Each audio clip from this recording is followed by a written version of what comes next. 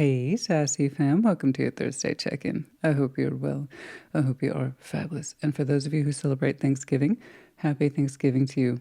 Let me know where you're at in the process. Are you at the point of no return? There's no going back. Okay, no regrets, all regrets.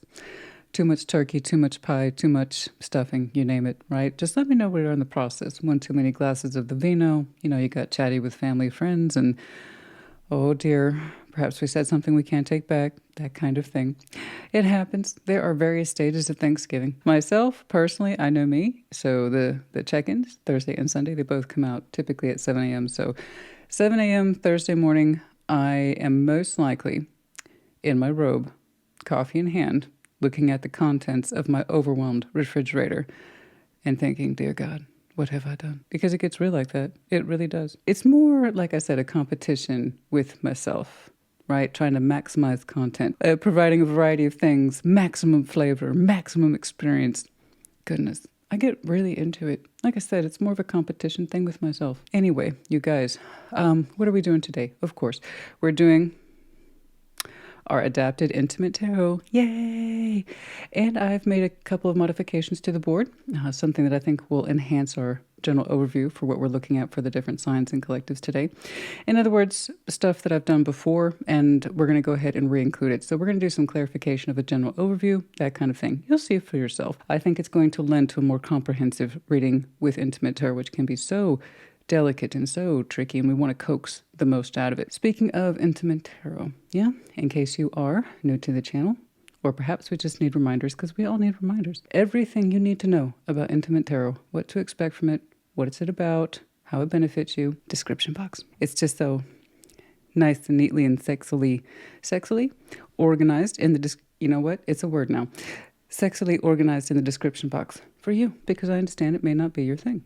I get it. I would still advise you to read the description box because you might find and feel, more to the point, that in some way it could benefit you. But again, it's up to you. It's no big deal if it's not your thing. Don't watch it.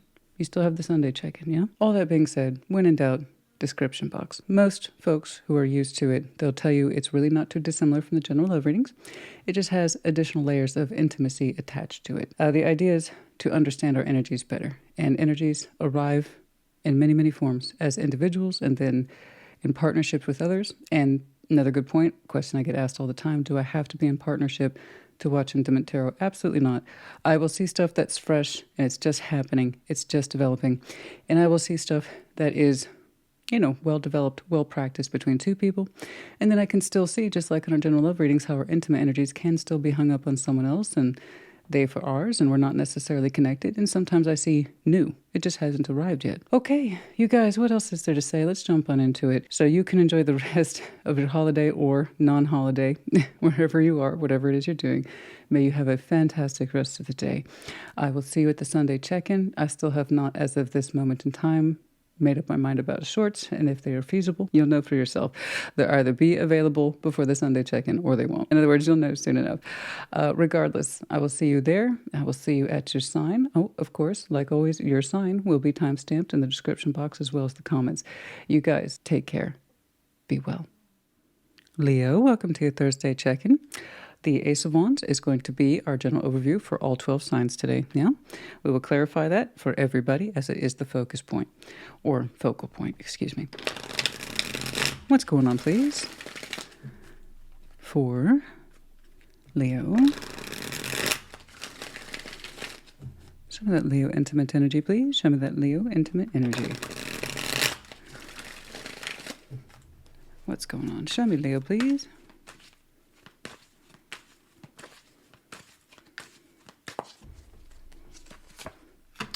The Queen of Cups, the Six of Cups, oh, beautiful. Four of Swords, yeah, Nine of Cups, and the Knight of Swords, lovely. Okay, pretty good. Pretty good. King of Swords, as far as I can tell, your two energies, intimate and otherwise. Huh, well, I'll hold off on that because it's, oh, the devil. Okay, plot twist. No, isn't there always, darling? Yeah, no, you look great. They look great. You two share a sense of sexual intimacy and rest between you two. It's looking like you're trying to heal matters of the heart prior to the sexual energies. Okay. This is interesting. Before I want, I need to clarify this first. I need to clarify the Ace of Wands, but this is looking so promising, even with that little devil there, right there at the end. I think I know where that's coming from, no pun intended. Let me just stop and do this Ace of Wands real quick before I get lost in yours. It's a very exciting one. What's going on? Let's take a look at that Ace of Wands, please, for Leo. Let's do one more. Let's do the Ace of Wands, please. I do miss clarifying the general overview of the focus point. I think it lends a lot to the reading. Yeah. Okay. King of Pentacles. Temperance. I knew it. Four of Pentacles. I knew it. I knew it. I knew it. I knew it. Yeah, yeah, yeah. Beautiful. That's where you are, darling. You're saying, I'm going to make peace with myself, my sexual energies. Okay. King of Pentacles. Lovely earthy energy, right? So practical, grounded, stable, but yes, also very comfortable with your sexual self, established and grounded in there as well. Temperance, sexual healing, Four of Pentacles. There is something in you that you have been working on in terms of getting more comfortable, back to you, back to bases, particularly in your physical form. Some of you outside sexual energy, by the way, might have resumed some of your exercise practices, because that's in here as well, in terms of, once more, finding the ignition or the energy or the passion to take care of thy physical form right here. And the idea is, the more I heal myself, the more I physically feel better. Okay, good for you. And what begins with the self has a way of extending itself outward. And that's what I thought I was saying for you. So I see that the process began with you. You know what? I'm going to take better care of me. I want to get back in touch with my body. I want to feel comfortable in my body again. Okay. Your physical energies, your stamina, okay, your healing, and then also your sexual energy too. Excuse me. And some of you really got reignited for this in this past couple of months. Cool. Now, let's jump on over here. Queen of Cups, Six of Cups. That's beautiful. That's emotional energy. The sexual energy is in there too, and it's very reminiscent to share it with somebody. Okay. Soul bond, maybe, maybe not. If you believe in that, cool. If you don't, I understand. Basically, we've known this person a long time. We share memories with them, emotional memory, okay? It's reflexive. Therefore, the sexual energy is also reflexive. But the focus here is emotion. They're showing me Nine of Cups, Knight of Swords. This is someone who has a tendency to take action from the heart. But neither one of you is showing me fire. Is it an undercurrent in here? Absolutely. Is it being forward or being put forward between you two? No. There's an emphasis here, and this is what you two are sharing. Healing your emotional and sexual energies towards each other without necessarily being engaged. Okay? So the idea is that the fire is behind you both. It's there. But you're showing me heart forward, and they're showing me I'm here because I want to be. You two are looking like each other's emotional rescues. And you take your sexual energies, both of you, to an intimate place for yourself. So Four of Swords in intimate tarot is masturbation. And you getting comfortable, okay, healing in the emotional energies you have with yourself and towards this person, and they doing likewise towards you, you two share that sense of intimacy in terms of how you pleasure yourselves with the other person in mind. So you may not know it. They may not know it. Okay. But you both do this. Perhaps you share that activity together. The point is that you two have agreed upon an emotional sort of focus, an emotional exchange, where there's more authentic healing of the heart, and the sexual energy has taken very much a backseat. Now, let's get back to that. The King of Swords, Three of Cups, the Devil. That's not to say it's not important. No, no, no. You put a little twist on that cap for me. You're like, but that's still very important to me.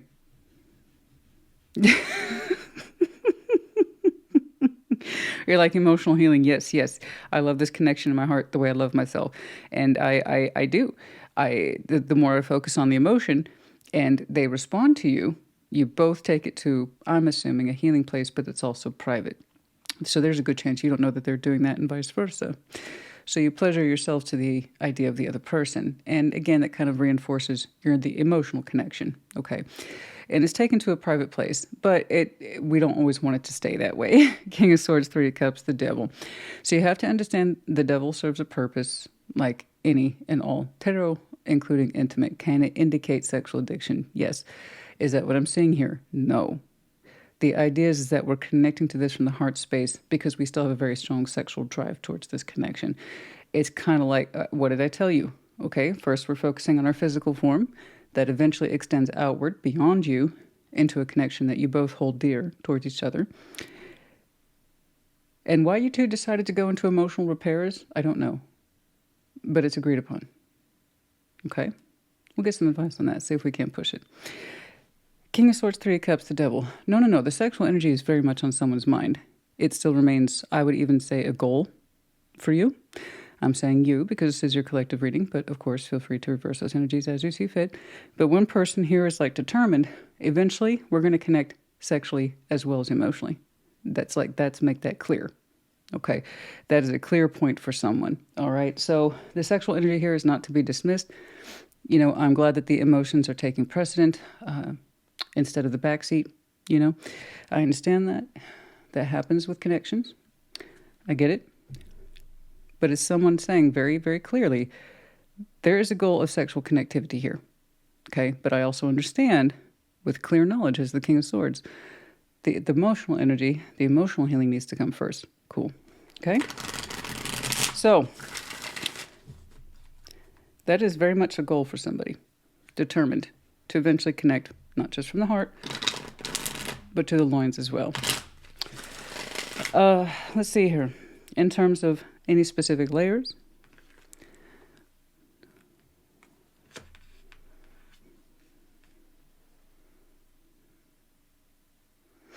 arms are standing out as prominent for some of you.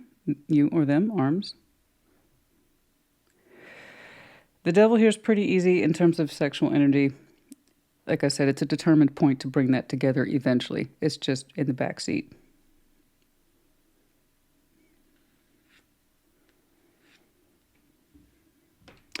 No, I'm not getting hypersexual at all. None at all. It's a very strong, determined mindset goal to eventually connect to a sexual space. This suggests calm. This suggests calm. I'm not saying hypersexuality.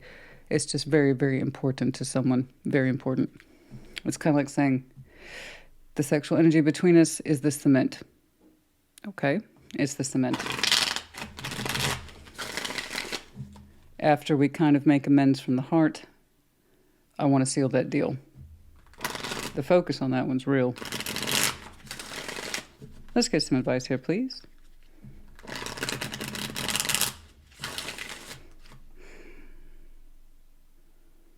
It's very consuming on the intimate level, outside of the heart space. There it is again. Gosh, the focus. I keep getting that, the focus. It's not a hypersexual devil. It's an important point. I keep getting that space around the neck. It's here in the cards, and I keep seeing it. It's not bad. It's not threatening. It's kind of like I wouldn't know where to start, but that's as good a place as any. Kind of like that. Wow. Okay. No, I know hypersexuality when I see it. It's like such a strong impression in someone's mind. This is how I seal the deal. This is how I seal the deal. Right? And there's nothing wrong with that, so long as the emotional components are put in place and the care of the connections put forward, then it would stand to reason. Strength, 9 of Cups, the 5 of Cups. You. Right there, honey. Strength, 9 of Cups, and the 5 of Cups. You have to be strong because there's this idea that there's a goal at the end of this. Okay. And it's to kind of erase shadows of the past that are there between you two. We have a 5 and 6, old emotions of the past, regrets, the shoulda, coulda, wouldas, the losses. We know that there's a higher goal here. We're happy that they're meeting us in that space. Okay. Strength to push past the neglect or sadness of the past to focus on a more tangible output of what can be accomplished or achieved. Okay? Keep on keeping on. I would like to see a stronger point of connectivity. Oh my gosh, yours is already well beyond. In other words, when. Okay. Ooh, too long. Within 3 months, I'm not telling you to wait. I just asked for a time frame. Within 3 months. And for some of you, at an afternoon. Okay?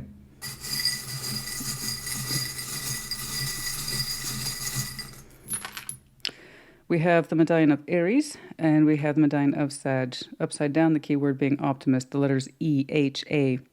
Butterfly, sign of transformation, and the owl, the indication of great wisdom. Mental strength, mental fortitude, and seeing a great deal, observation heavy. Okay, Leo, honey, I hope this helped you. Put in the comments. Take care. Be well. Sag, welcome to your Thursday check-in. What's going on for that Sagittarian? Sexual energy, please. Show me that Sagittarian sexual energy. What's going on for Sag, please?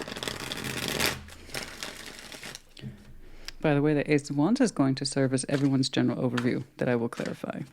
What is going on for Sag?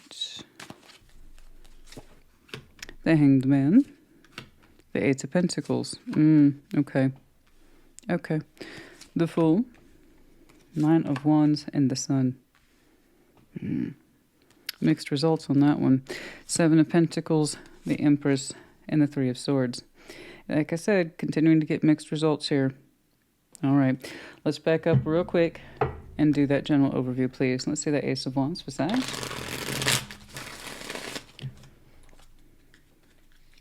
I want to see how you're perceiving your sexual energy at this time.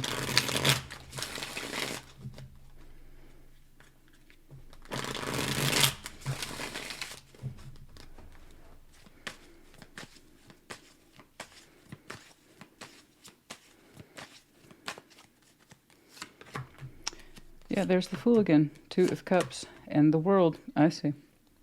Okay, that would explain it. Right now, you're not feeling too friendly towards whomever this is. Sexually or emotionally. Let's make that clear. It's not an accusation. Don't take it as one. It's just literally... Okay, Ace of Wands for Sag. This should be a non-issue. And you're saying, well, it wouldn't be. Typically, the Fool, Two of Cups, the World, you're saying, I don't feel too inclined to open up towards this person these days. So I don't know who this is to you. But you're saying, I really don't feel like taking a risk on them. To open myself up sexually towards this person would also be an emotional risk. And I don't want to re-expose myself to whoever this is. You have your reasons. And at first I wasn't quite sure why. But you're saying you have your reasons. I'm going to go ahead and trust you on that one. You're like, typically... I'd be a fool for this person. Typically, I opened up towards this person at emotional level in the past, as well as my sexual energy, and you're like, I'm not doing it. I've closed that out. I won't do it. I won't take a risk. You're like, and you identify, let me make this clear, as someone who is willing to take risks, and that's very Sagittarian. You can and will take risks. You will. But, with Sag, once bitten, twice shy. I was like, how many times am I supposed to re-expose myself to you, emotionally or sexually? You're like, I'm done. I'm done being the fool for you in this situation. So you're just showing me, right now, my sexual energy is Hanged Man. You're like, I'm good. I think about my sexual energy. It's not like I neglect it. I think about it. I contemplate it. I contemplate how I opened myself towards this person. I exposed myself emotionally towards this person. I was sexually inclined towards this person. There's the sexual inclination is here. Whether or not it was actually fully acted upon, that I don't know. They're saying, regardless, I'm not inclined towards them sexually or otherwise. You're saying, particularly as it relates to your feelings, you're like, I shut that down. You won't keep exposing yourself towards it. So Hanged Man, that's not a bad thing in the sexual energies. It says I contemplate it. I don't neglect it. I'm just not sharing it. I choose not to. In fact, many of you are like, I'm busy working. I'm thinking about 3,000 other things. Not whatever it is I'm not giving to this situation or person anymore. And the Fool is there. Right there in the middle. You're telling me this is what you used to do. As I already say, are you going to open yourself towards this person? You're like, no, I've done it. I've done it. I'm not going to keep doing it towards this person and their energies. You're saying you get mixed fire with this person, mixed results. They want to show you warmth, sexual warmth, but then they reject it. Nine of Wands. There's always a wall up with this person. It's like saying, I could open up towards you sexually. I'd love to be warm with you. But I'm going to go ahead and keep a wall up, no matter what you say or do. So it looks like we're in a, or you were in a unhealthy feedback loop with this person where you would try, you would open up, you would be the fool, and then you would get rejected. And they encouraged you. I see that here. They wanted you to try. They wanted you to keep trying too, apparently. So the thing is, the Nine of Wands, they're already prepared to block. But this is what they felt. So this is frustrating. It feels like, you're being strung along or trying to meet this person's sexual needs and just for them to shut it down. They already had a plan of attack, if you will. So Nine of Wands is repetitive. This is repetitive sexual blocking. And yet the desire to feel it in a way that's harmonious and shared and equal and loving. So this is what's behind this person. This is what they were always going to do. So it made it seem like, hey, Sag, show me that warmth. Take a fool. Be the risk. Take the risk. Be the fool for me. Open up towards me. I'm not going to shut you down again. I'm totally open towards it. Yeah, I see that here. Otherwise, why did you keep trying? They wanted to feel warmth with you, but were completely prepared at face value to always shut it down. So perhaps they just wanted the attention. Perhaps they just wanted to know that they still had it. I still have it. I can still reel them in. I've heard all that crap before. I've experienced that crap before. I can still appeal to somebody. But the thing is that they were ultimately prepared to shut it down. So no wonder you're like, I'm good. I'm learning a lot about my sexual energies, and it has nothing to do with you. Oh, P.S. I'm busy working. So could you be the fool for this person? In theory, again, yes. Are you already understanding that you'll be rejected before you have a chance? Yeah. I don't blame you. Seven of Pentacles, the Empress, the Three of Swords. That's you, just really taking command. So the Empress in sexual tarot represents exclusivity. She's saying, I know what I'm worth. And I know what I can do sexually and otherwise. I'm very comfortable with my body. I only give the best to the best, and you ain't it.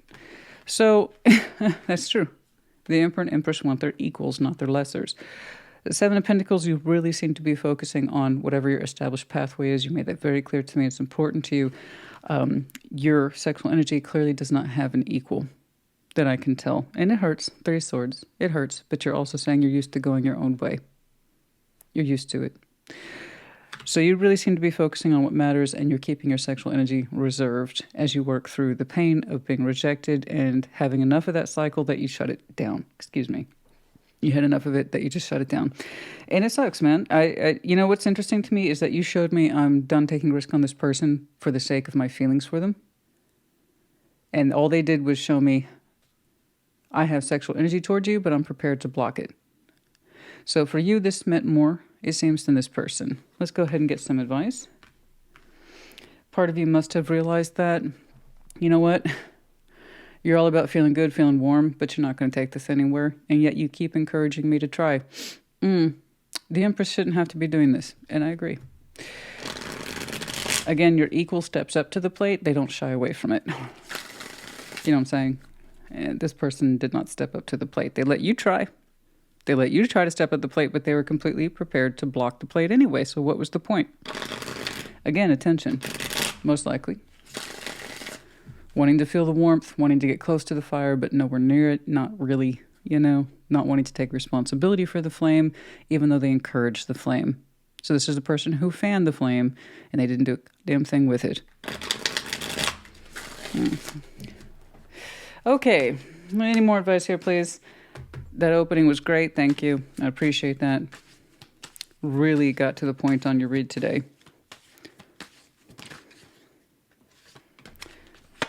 Ten of Cups, Ace of Swords, the Five of Wands.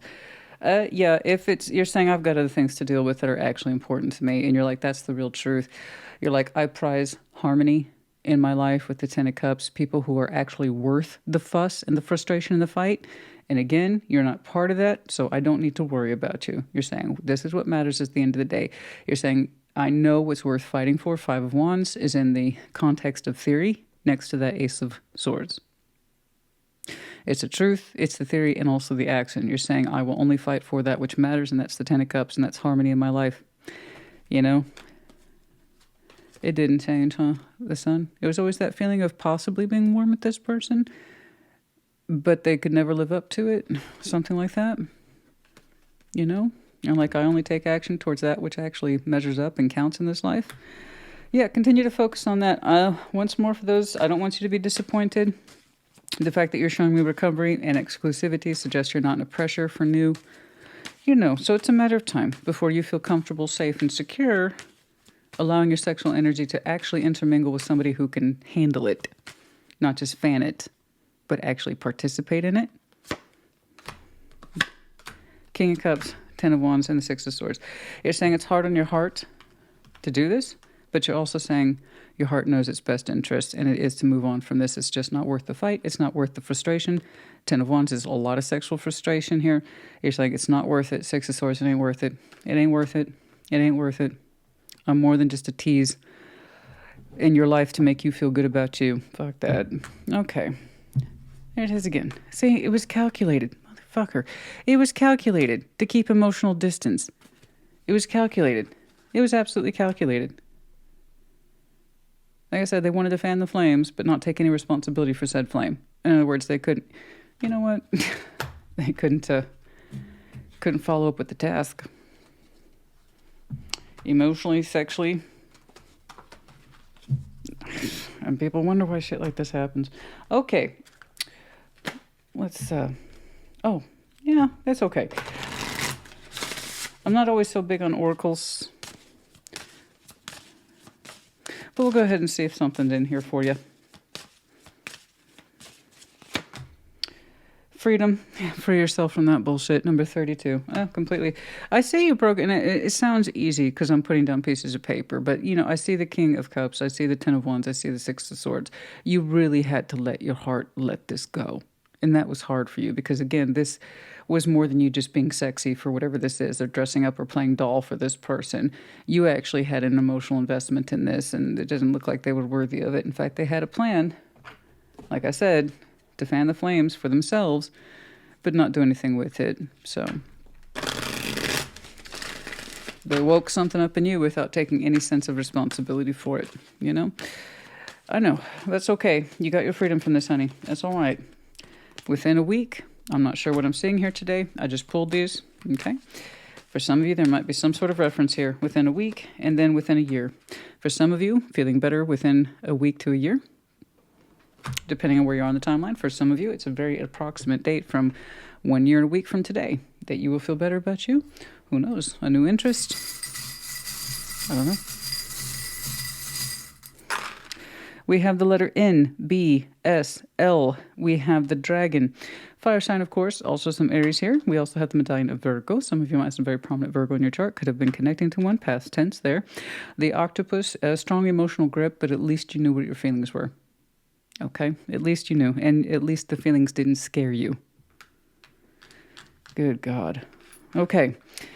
Sag, honey, I do hope this helped you. Put it in the comments. Take care. Be well. Aries, welcome to your Thursday check-in. Let's take a look at that Aries sexual energy. Show me Aries, please. What's going on for Aries? Show me Aries.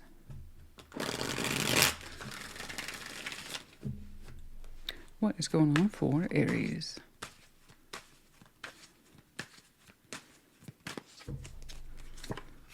Death. Seven of Wands. Three of Wands. The Emperor. Four of Pentacles. Okay.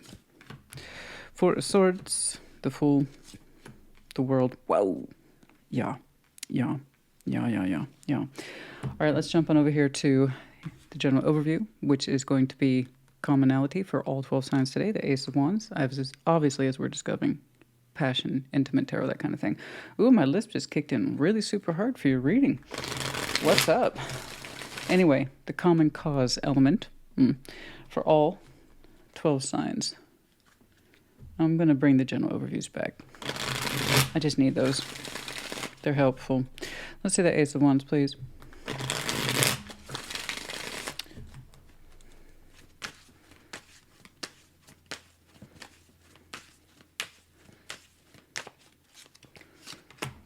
Ace of Swords, the Six of Swords. Goodness, Three of Pentacles. Man. Oh, Ooh, ooh, ooh. Wow. Gosh. What's interesting to me is that you're showing me I won't even allow myself to mentally construct anything around this anymore, leaving the thoughts behind with a lot of dedicated effort. Oh my gosh. Ace of Wands, you're like, I can't even entertain the idea of being a friend to this person. You're saying, I don't even have the drive for that anymore. I don't even have the passion for that anymore. I don't even have the interest or hope. Ace of Wands is any of those things, all those things. You're like, I can't even hope to be friends with this person. You're like, I can't even do that. There's no way we could possibly get along, collaborate, or start from the beginning with the Three of Pentacles. You're like, the whole thing is just a lost thought. It's a lost cause. Let it go. We're not going to entertain this anymore. You're confused. You're like, I'm tired of being confused. I'm tired of, frankly, over-speculating this particular subject. I can't even constructively work with this. And Three of Pentacles still has a lot of room in Intimate Tarot, okay? But not in this context. You're like, I can't even conceive mentally of how to bring this together in a way that's peaceful or can constructively be built. Death, the Seven of Wands, you're like, I will not show this any sexual energy. I won't give it any more of my mental thought, time, energy, or effort.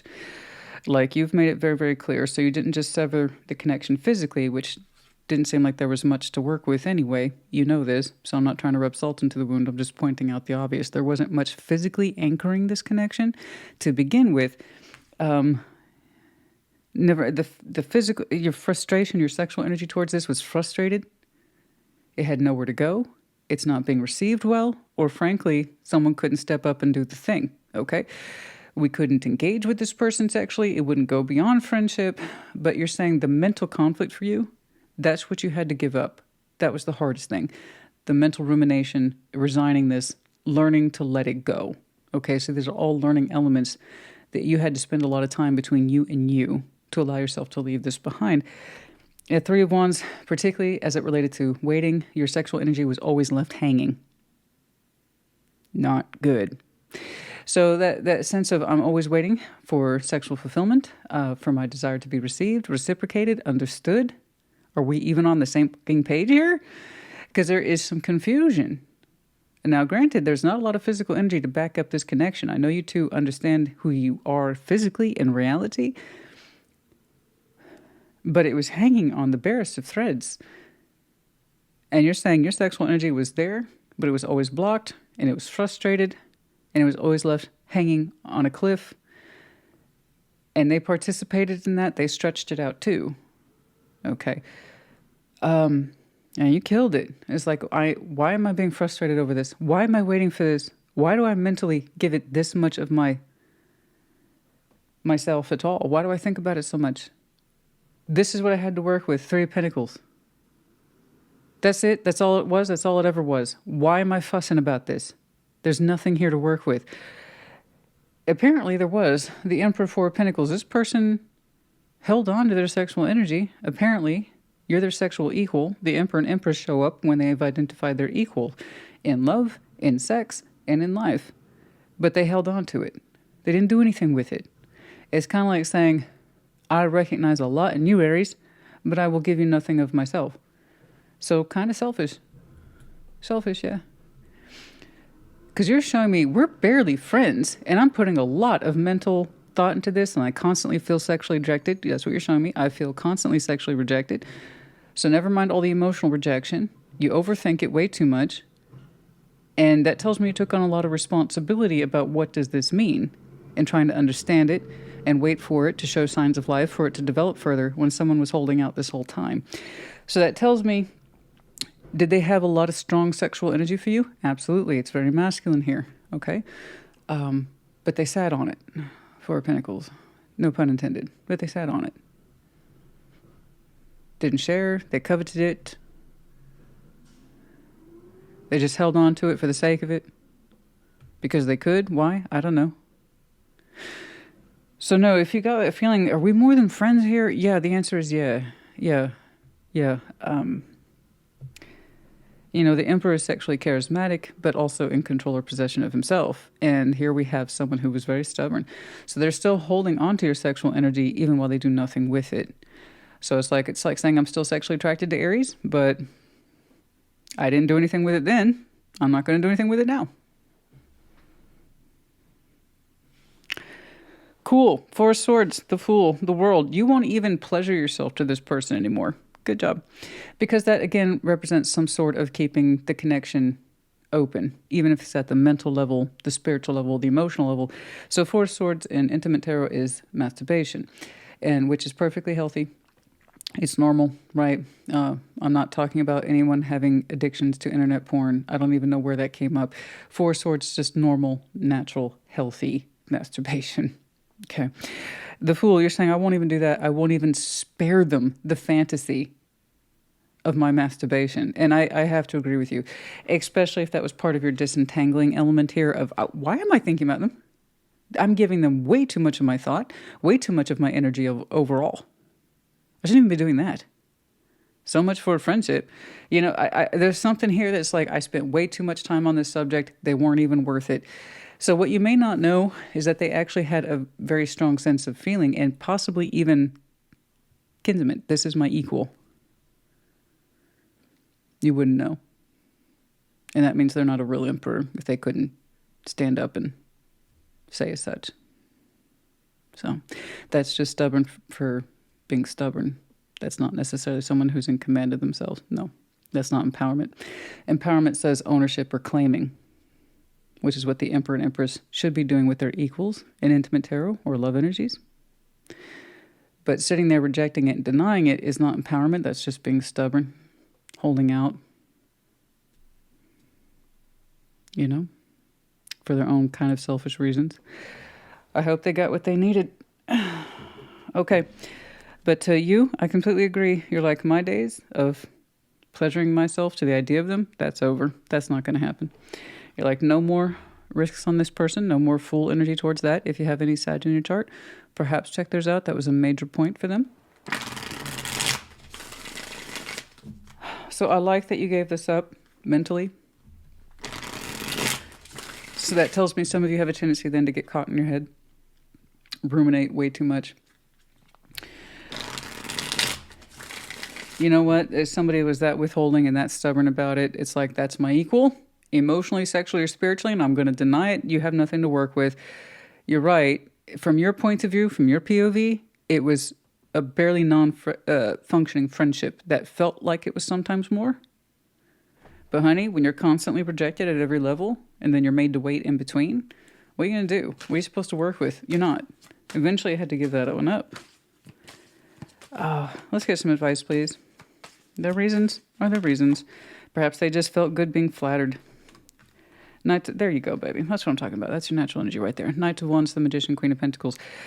You are manifesting new passion. Good. I'm happy to see that for you.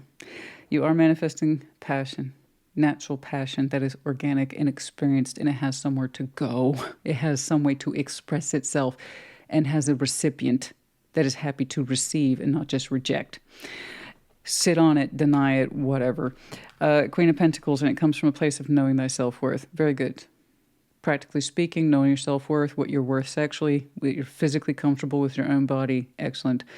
All these beautiful things, beautiful elements. Yes, please move your manifestation, your passion energy, your sexual energy, and your sense of self-worth forward, because this ain't it. It's weird. They perceive you as being like them or your equal, the equal. But unless they see themselves as their own equal or worthy, they will always be in a position of rejecting what essentially they think is theirs or feel is theirs. You know? You're like, I don't have that problem. I'll manifest my equal with gusto. May it be. Okay? I want you to really feel that manifestation. Don't push it. If it's natural in you, it will happen of its own accord. Okay? And it's looking like it's pretty natural in you, as it should be. You're a fire sign. But no, what I really like, though, is the way it's like, Elvis has left the building. I won't even give you the benefit of my masturbatory energies, my masturbatory endeavors or fantasies. Q. Get out of my mind. Get out of my heart, you so-called friend. Thanks for nothing. No, I mean, absolutely not. Don't even give them the benefit of your mental energy, honey. Don't. It's not worth it. You know, especially if you're someone like me who gets caught up in my head quite a bit. You know, the sword can be my fault. It can be my enemy as much as my friend. You know? You got to give up the whole thing. All of it. All right. Wrath 29. Hey, it pissed you off? Pissed them off? Who gives a shit? Who cares? Okay? You know, and by that I mean maybe you went through an angry period. Maybe they did, right? That's what happened. The emperor sat on his ass, twiddles his thumb. You get nothing. You know?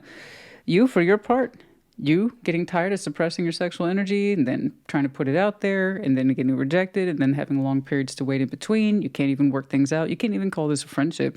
Whatever this is, yeah, it made you angry. So use that anger. It's going to be negative, and then it's going to eventually turn into positive, all right? I'm not saying use that anger as in a negative way. I'm saying learn from it, work from it, okay? And then you'll transmute it. All right. Always feeling like you're on the outside looking in. I know, and that's going to make anyone angry. All right. Yeah, conquest. I knew it. God dang it. Number 1. Conquest. Yeah, there's something in this. They took great relish, great pride that they had conquered you emotionally, sexually. I don't know. But there's a pride element here. Conquest. Was I just a conquest? Was I just a fling? Was I just an ego trip for this person? Yeah, there's a good chance. And that would also explain why you're pissed off. All the more reason, honey. All the more reason. Step out, stay out. Move on with your life. The best vengeance in the end is indifference. And getting on with your life. Yeah, some of you might feel like a conquest. I gave this time, energy, and effort for nothing, just for them to sit on their feelings, to take no action. So I said, make that work for you. Okay? Make that work for you. You're going to be angry. Just don't live for the anger. Eventually, you're going to want to change it to a more positive direction. All right? It's a useless feeling. Much like what they did. Useless. You know? That doesn't mean you have to be. And like I said, if it makes you feel better, they must still get off on it. I had a piece of that, Aries. And that's all you're ever going to get, because that's all you're worth. A piece. Everything begins with a self, honey. If they treated you like a piece, it's because they treat themselves like one first. Okay? People go around and fuck around like that. They did it to you. They've done it to others. But first and foremost, they do it to themselves. That's why karma's real. Everything begins with a self. You get back what you put in. You fuck around with people like that, it comes back to you. But the odds are, you've already done it to yourself. Shit's cold, right? That's what I'm saying. The best vengeance you can have is indifference. Okay, February on a foggy day. FYI, don't know why I pulled the time checks, but they're here. February on a foggy day. Upcoming February, past Februaries. It's up to you. Okay.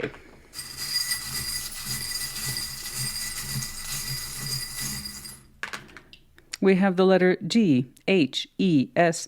The chakras in alignment. Yeah, well, you're on your way. Getting your shit in order. But you, I just want to congratulate you. That was a big step for some of you. And it's like, I will no longer include this person mentally at any level, emotionally or sexually. That is over. Good job. Aries, honey, I do hope this helped you. Put it in the comments. Take care. Be well. Aquarius, welcome to your Thursday check-in. What's going on for Aquarius? Sometimes I'll do a little sing-song voice for the collective. Appreciate it or not. Sometimes it just happens. All right, what's going on? That's what she said. Kind of. That one's kind of weak. Yeah, but it's okay. It still fits. Also what she said. Show me that Aquarian sexual energy. By the way, the common element I'm using for you in all 12 signs is the Ace of Wands, respectively. We're going to be taking a look at, of course, the intimacies and the passions. So Ace of Wands as the general overview for everybody today. What is going on? Yeah, I think we got a good shuffle. What's going on there? Show me Aquarius, please. Page of Wands. Six of Wands. Oh, Six of Swords. Ace of Swords. And the Knight of Wands. Interesting. Three of Wands, the King of Pentacles, and the Queen of Pentacles. Okay, let's go ahead and do your overview real quick. Let's see the Ace of Wands, please. I think it's temporary. It looks like it. I think there's some space between you and this person, and I mean physical space. I saw more than one element to suggest as such. Otherwise, I don't automatically go, oh, maybe you two are at a distance from each other. There's an actual indication of that. So, Ace of Wands. Let's see the Ace of Wands, please. That would also explain why you have a Page of Wands there. Yeah. Not trying to rush those physical energies. You really can't. It doesn't look like you can. At least not at this time. Ace of Wands. Let's see the Ace of Wands. Let's see the Ace of Wands, please. The Three of Cups, the Lovers, and the King of Cups. Beautiful. Gorgeous. Okay. I love that. That's absolutely gorgeous. If that's you, Aquarius, honey, I am loving that for you. I'm feeling it too. Look at how bloody gorgeous that is. King of Cups, the Lovers, the Three of Cups. We are very invested in seeing this person emotionally and sexually. It's both. Just to make that clear. One of the benefits of intimate tarot is I can see things like this. What's important to who and why and what. Okay, so we got love on the table. Love's on the line. The spiritual connection's on the line. The mental energy's on the line. And the sexual energy's on the line too. We very much want to connect to this from the heart. Simply put, you feel good about it. From the heart. It feels good, and it's that nervous sort of delicate where this thing is connecting and it's starting to feel emotionally intimate. However, the physical energy, the fire here, seems to be currently muted or dialed down. However, there's a lot of bang behind that buck. You know what I'm saying? That's an expression here in the States. I think, I think it's an expression here in the States in terms of origin, but bang for the buck. That means getting the most for what you are spending, the most for what you're feeling, this kind of thing. Okay, Three of Cups, the Lovers, I mean, that's gorgeous. Oh, we're fired up for this. Emotionally, sexually. Oh, it's all the good stuff. Oh, it's so good. It's so juicy. So delicious. But you're over here like Page of Wands, little guy. Six of Wands. That is nervous sexual energy, and that's perfectly fine. It's excited. It's more than just nervous. It's excited. It's hopeful, but it's all very much in check. This is what you call muted tones of fire or muted tones of passion. It feels good to be seen by this person, you know, and it makes us feel a little bit more alive, a little bit more open, a little more confident, sexually speaking, every time we interact with it. For their part, they're very similar. Ace of Swords and the Knight of Wands. Their dial is a little higher. But they know it. They claim it as the Ace of Swords, which, by the way, is your master symbol. So you could be connecting to fellow Aquarius or someone who is of like mind in terms of rationality, logic, and supreme truth, operating by truth, right?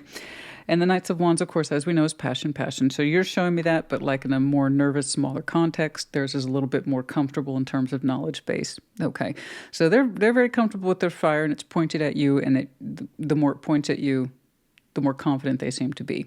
They're like, yep, that one. Now, the Six of Swords is between you two. Are you moving away from them? Or are they moving away from you? Yes, but not in that respect of moving on. It's looking like a temporary moving away. I think in this instance, I can actually say there is literal physical distance between you and this person. So this could be a long distance thing. It could be that somebody had to temporarily leave. Their physical locations, logistics are just different. Okay, in other words, you two aren't next door to each other. It doesn't look like that. There is literally some time and space separating you two, and it might be that travel is involved. So that would explain why we have kind of lower tones of passion, muted tones, but a high sense of connectivity emotionally and spiritually. Three of Wands again.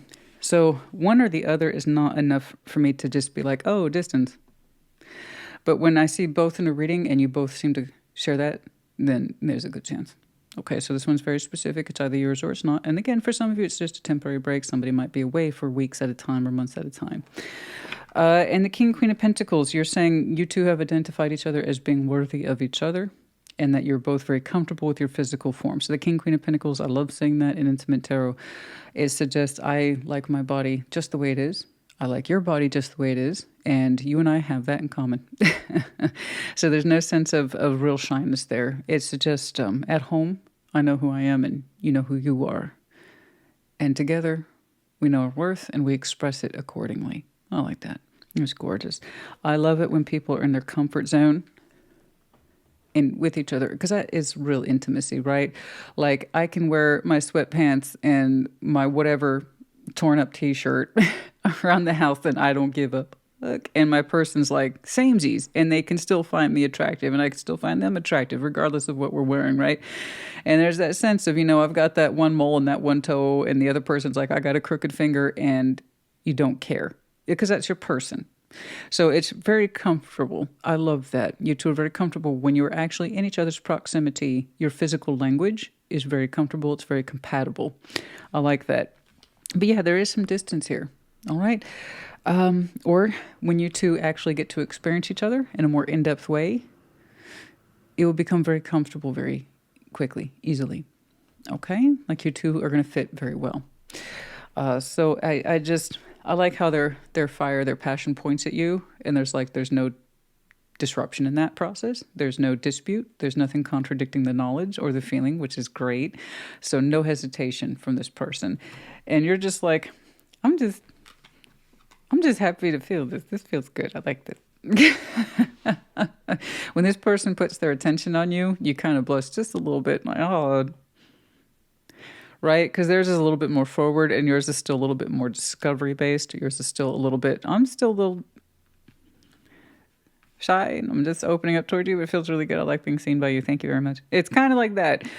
So that's the fire part, but the emotional piece, oh my gosh, that's just mind-blowing. That's absolutely gorgeous. Oh, that's gorgeous, darling, gorgeous. Let's do some advice because we have to, because we're here.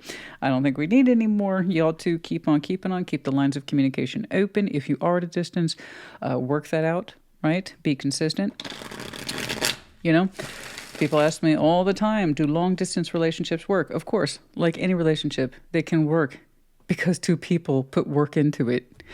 You can have somebody who's literally in the same house as you and they work on nothing, and then they wonder why they get, they end it, get divorced or whatever. It doesn't matter if you're in each other's faces or you're 3,000 miles apart. If it works, it's because two people choose to. Is it hard? Yeah, absolutely. It's not for the faint of heart. Long distance relationships, again, you have to know that you want it and that you're okay with it and that you two set clear parameters, boundaries, that kind of thing that you both honor. But yeah, it's doable. It's just not easy, no? But again, for some of you, it just could be an absence that's temporary, weeks, maybe months, work reasons, family reasons, who knows? All right. Now, whether or not you participate in a long-distance relationship, that's a choice, right? That's a personal choice. You have to choose that. And I mean, Ace of Swords choose it. It's a conscious decision, okay? That not everybody's up to. Myself personally, when people ask me, no, I personally wouldn't choose it, but that's me. That's my choice based on what I understand the truth to be for myself, I'm too much of this person. I need emotional and physical contact. Other people, they can space it out, no problem. Now, if it's a couple of weeks, it's a couple of weeks. What is that? Nothing, But if we're talking years, But that's me. That's my jam. For other people, you know what you want. They know what they want. And thus it happens. And that's beautiful. That's a wonderful thing. Honor choices. 4 of Pentacles, 5 of Pentacles. Okay, so it's temporary then. It is temporary. It is temporary. And it hurts, man. It sucks. But there's something here to do with the realistic coin, conservation of coin, perhaps having to earn coin, and it seems to be at a distance. And that time will come to a close with the world. Okay? Whatever it is here that is dividing the physical, as you see, it's in the best interest of at least one person. It has to do with coin, conservation, time, energy, and effort. All right?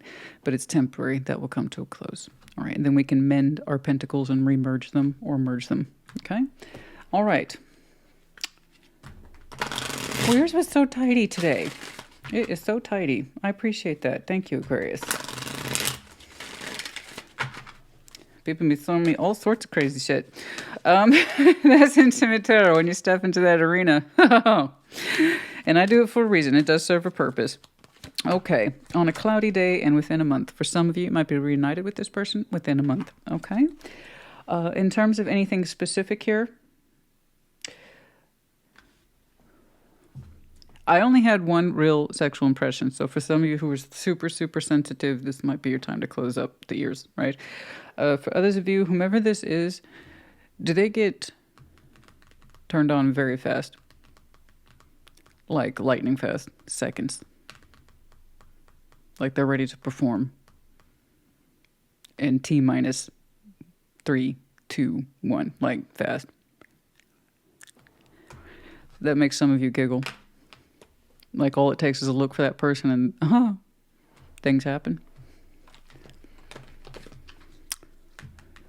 That's how much this person's energy points at you. It doesn't, I'm not saying it doesn't take much from any direction. Again, it's a singular thought that points to you. So you do that to them. Okay? All right. Let's pull some charms. We have the P letters P, 2 L's, and a Y. We have the medallions of Scorpio as well as Pisces. You might have any of those placements strongly in your chart. Could be connecting to one as well. We have the owl in the reverse. We currently can't see this person. Okay, that is you though. And the medallion here that says protected. It's like a dog tag. Okay, I included some new charms recently. So your person might be military based for some of you. It says protected. All right, just FYI. Send them my regards. Okay, protected. All right, Aquarius honey, I hope this helped you. Put in the comments. Take care. Be well. Gemini, welcome to your Thursday check-in.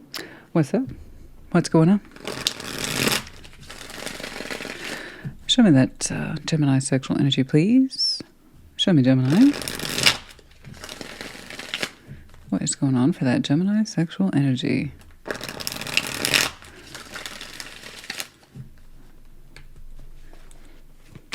What's up?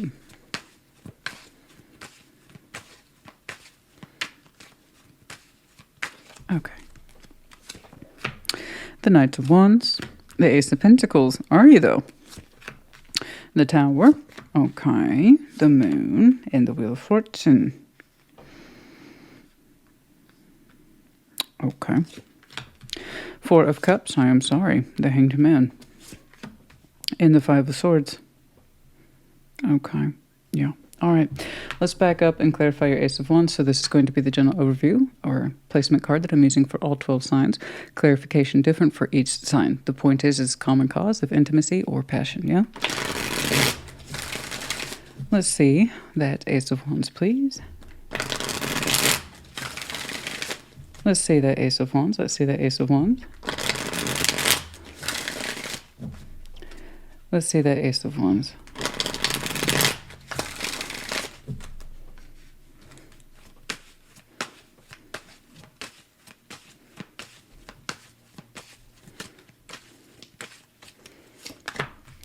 Page of Cups, the Knight of Wands, and the Knight of Swords. Yeah, you little go-getter. You've got some very strong, swift energy in you, my friend, and it's not just passion. It's also the willingness to put yourself out there, and you're feeling that very, very strongly at this time, the need to move. You look restless. You look agitated. You also want a new beginning with the Ace of Pentacles attached to you. Okay, so you have made it very, very clear. You're feeling it. You are feeling it now, and you're feeling it sharply. Like I said, you look restless, honey. You got, restless leg syndrome right here, except it's, 2, and you're like, I gotta go, I gotta go. That's a lot of passion in you. The need to get moving, get going. Let's go, let's get it going, right? And we're out there, we're practicing our skills.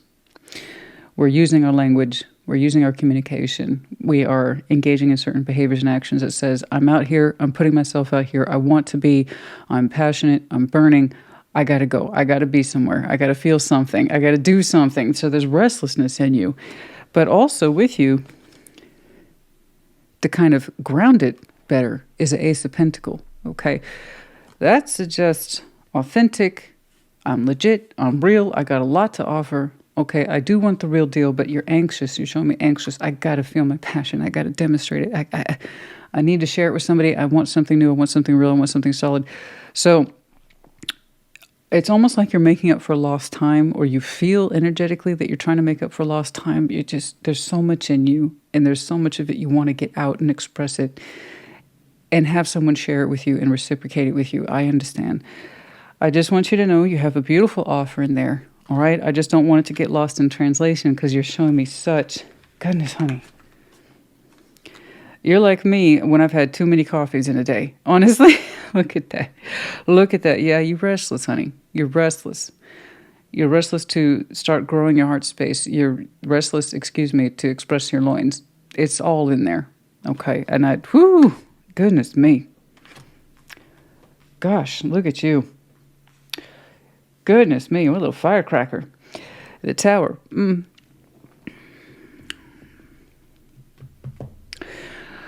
Look, we had to learn something the hard way about someone else's sexual self.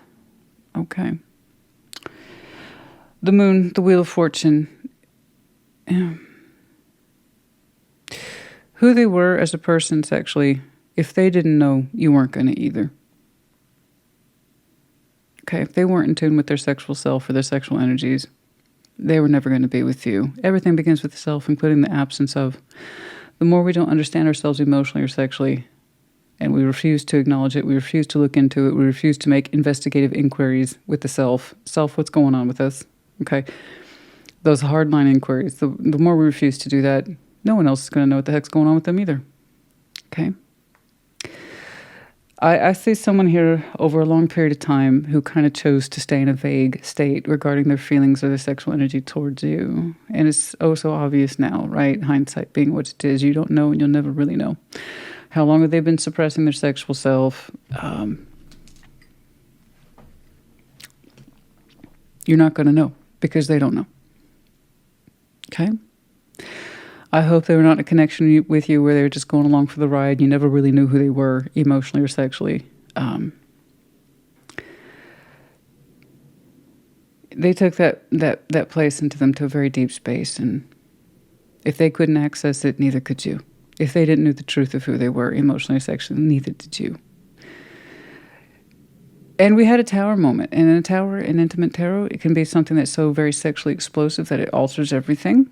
Or, again, it's the coming down once more of falseness, illusion, delusion. We built ourselves up just for this thing to be torn down because it was built on a faulty premise. So whatever this connection was to you, I'm guessing was then built on a faulty premise. You thought you knew who they were, emotionally and sexually. But now we're looking back on it. They're no wiser for wear, neither are you. And that's no easy thing to accept. Okay. You may never really know. There's a good chance you won't. And there's a comfort in knowing that. That is your answer. I'll never really know who they were when they were with me. That's true. And if you can allow yourself to accept that, you will make progress. Okay. And you're very much determined to show something to reality that suggests, I want to define things. I want things in a way that I can understand them and interact with them and see them and experience stuff and it makes sense while it's happening in front of me, right? Because your energy is so outward. It's so outward. It's so restless. It wants definition. It wants shaping. It wants influence. It wants experience. You're all but going like this to the universe. Bring it on. Anything other than the absence of what wasn't, right? So let's just be careful with that. Just because when I see people go from this is where I was and they propel themselves into the exact opposite, it can be quite the wild ride, yes. But honestly, we don't ever as human beings, it's going to feel this way very strongly for a while, the extreme end of the other side of the spectrum. But really human beings are meant to gravitate towards the middle. Okay? Somewhere between we know ourselves and yet we still admit that we don't know everything about ourselves. And compared to where you're coming from, where you're connecting to someone who didn't ever really know themselves, so you didn't either, to someone who very much sharply wants to define who they are. So we want to get you back here. So I understand that you're coming from one state and now you're pushing hard for the other state. I want definition. I want substance. I want to interact with it. I want to engage with it now. Sex and otherwise. You know, there's a little bit of heart space dashed in there, but you really authentically want to put your passion into something that will receive you and it will make sense to you. And you get a response from it that you can understand. I get that. I do. So just be careful. All right. So 4 of Cups. The Hanged Man, Five of Swords. You're going to have some hang up here. That's what I'm saying. We're going to want to address this. All right. In that respect of, yes, were you two ultimately unhappy, not on the same page, emotionally and sexually? Yeah. The Hanged Man, we need more perspective on that because I don't want you to self-sabotage yourself by proxy or by accident. You know what I mean?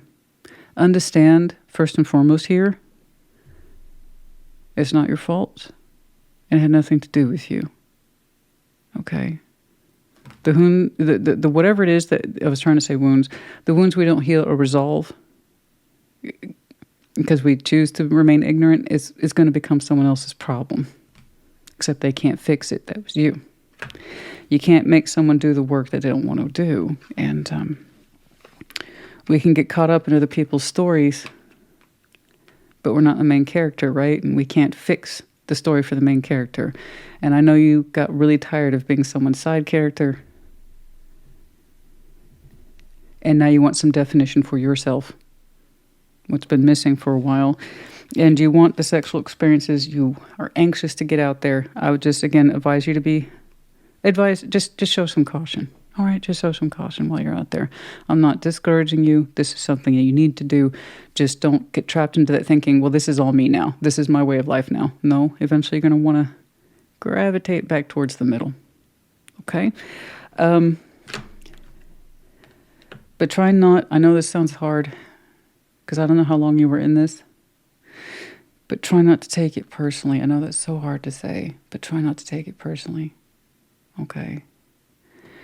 You never really understood what this person was about. And perhaps you did. Perhaps you took who they were at face value, right? But you didn't really know them because they didn't really know themselves, and that's not your fault. All right? Any more advice, please? Any more advice, please?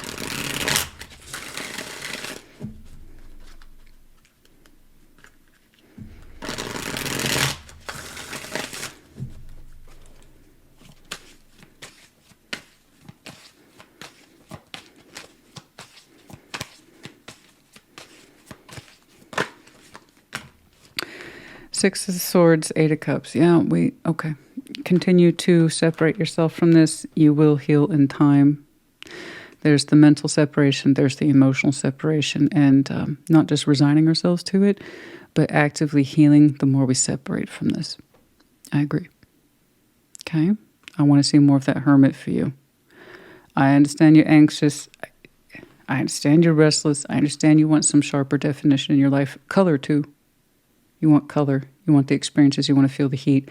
And you want to understand someone's returning it to you, especially after what looks like a void, exited a void, where you never really understood the sexual or emotional dynamic with this person. That's where we kind of have to forfeit knowledge about them and accept the responsibility of knowledge for ourselves. Okay? So please continue to separate from this. You'll be all right. You're going to heal your mental and emotional energies, sexual energies around this. Continue to proceed forward. You'll be okay. All right.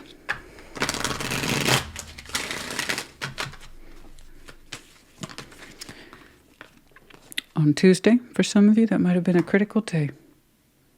Or if you're anything like me, you just don't like Tuesdays on principle.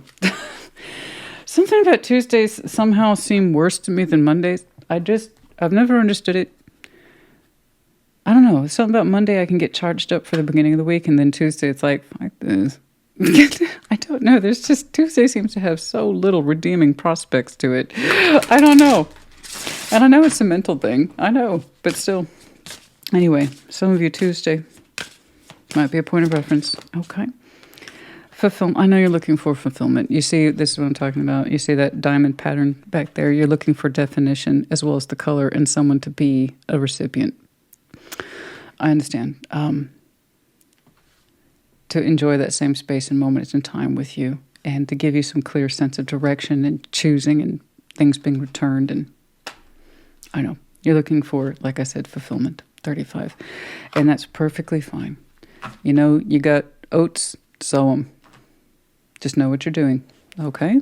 Know what you're doing and make sure the other person involved, right? the recipient, that they know what's going on too. You got double Knight of Wands, honey. I'm not going to play. You're going to exercise some of those I need to get my energy out skills. Okay? Do you have a lot more to offer you for yourself? Ace of Pentacles, yeah. Don't give that away either. That's, I'm just saying, don't commit to the next person who jumps your bones. All right? Please don't do that. I know people like that as well, and they're just as exhausting as people who make constant new connections. All right, bliss. I know you want some bliss. 30. I know. We would like some bliss, please. Well, you're at the rate you're going. That's inevitable, isn't it? Okay. Some comprehensible, makes sense, feels good bliss. The color blue is being highlighted for some of you. We have the letter A and we have the letter S. And what's this? We have the Book of Wisdom in reverse. I know. I included some new charms, by the way. Yeah, the Book of Wisdom. I know, it doesn't make sense to you. You don't feel wise when it comes to that connection. That didn't start with you. Okay? That didn't start with you. So the reading's not about them and ultimately how they felt sexually or otherwise towards you. It's not the point. Your willingness to let it go, that's the point. Okay? Okay. Gemini, honey, I hope this helped you. Put it in the comments. Take care. Be well. Libra, welcome to your Thursday check-in. Show me that Librian sexual energy, please. Show me. Show me Libra, please. By the way, the Ace of Wands is part of everyone's general overview this round, as it is the common cause element of intimacy and passion. Of course, I clarify it by collective. It gives us a little more focus, a little more aim towards everyone's reading. I was saying, I really missed the general overview and clarifying it. I think it's very beneficial. What's going on, please? The Knights of Swords, the Eight of Wands, Knights of Pentacles, okay. Six of Wands and the Page of Wands. Okay, cool. You know what? Aquarius had these exact same cards on their side, and that was many, many a shuffle ago. So if for any reason you're connecting to Aquarius, you have Aquarius in your chart, perhaps check theirs out. Queen of Pentacles, Judgment, and the Emperor. Wow. Okay, let's go ahead and clarify the Ace of Wands, and then we'll go back to your baseline. Show me the Ace of Wands, please. It's kind of sweet in its own way. It kind of takes a turn, whatever this is. It kind of takes a turn. Okay, let's see that Ace of Wands, please.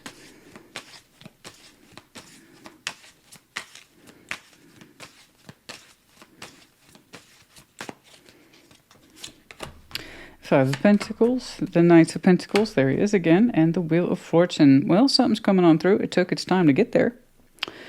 But in terms of the intimacy, the break, someone here is headed towards the direction after some time has passed. Wheel of Fortune. Slowly but surely headed back and looking at this Five of Pentacles, this break. And in that break of that Five of Pentacles, the abandonment principle took effect, and it kind of cut the passion in half, as these things tend to do. So there's a sense of, it took me a while to get back here, to look at this, to readdress this, but we're trying. We're trying to get our connectivity here, the Knight of Pentacles is shared between you two, back on point. And in essence, maybe get the fire back on track, the passion back on track, the intrigue, the interest, the hope, the something.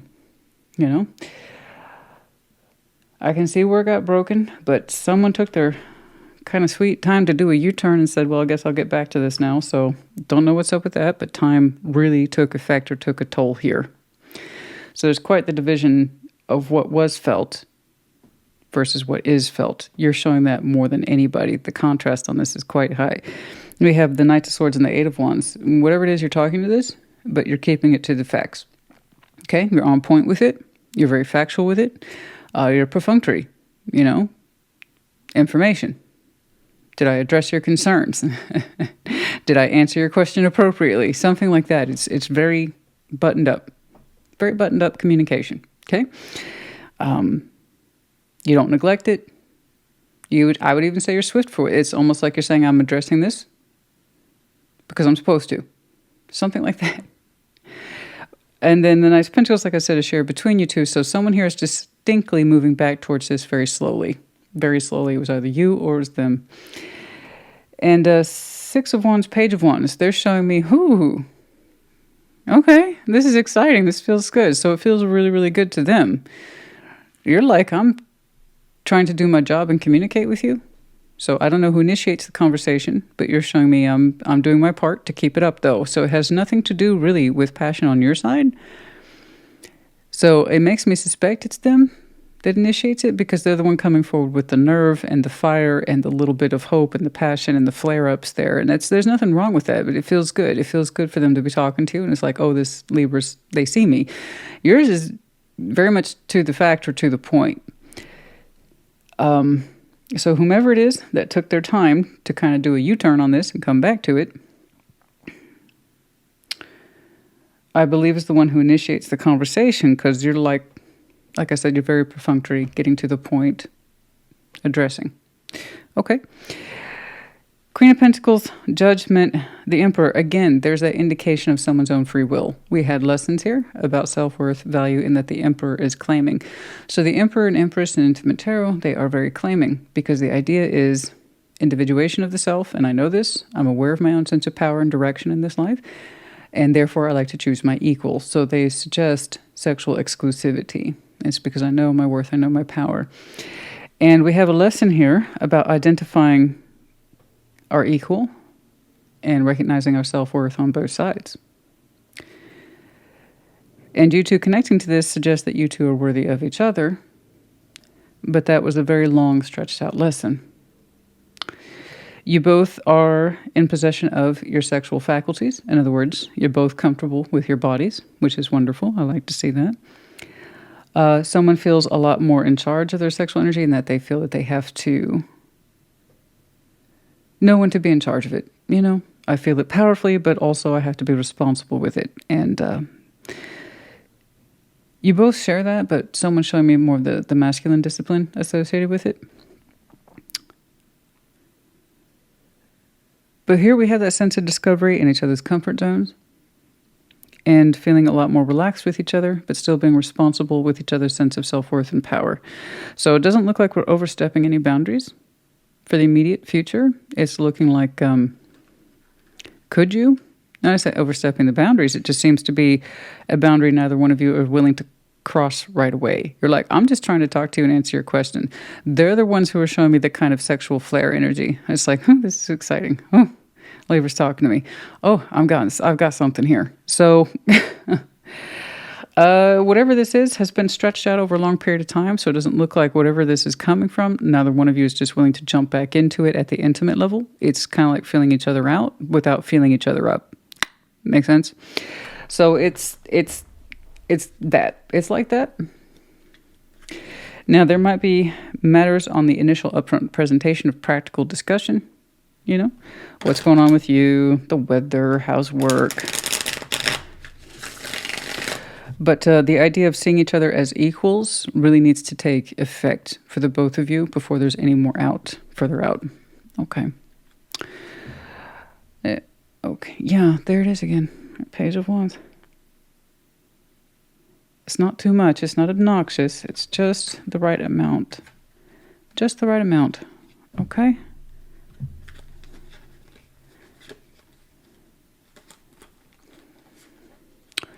The Star, Six of Wands, and the Knight of Wands. There's the Six of Wands again for some of you by Aquarius season. I told you, I can sometimes see the flow of movement. I didn't think it was coming from you. I see you talking, but it seems to be in response. You keep your answers to the point.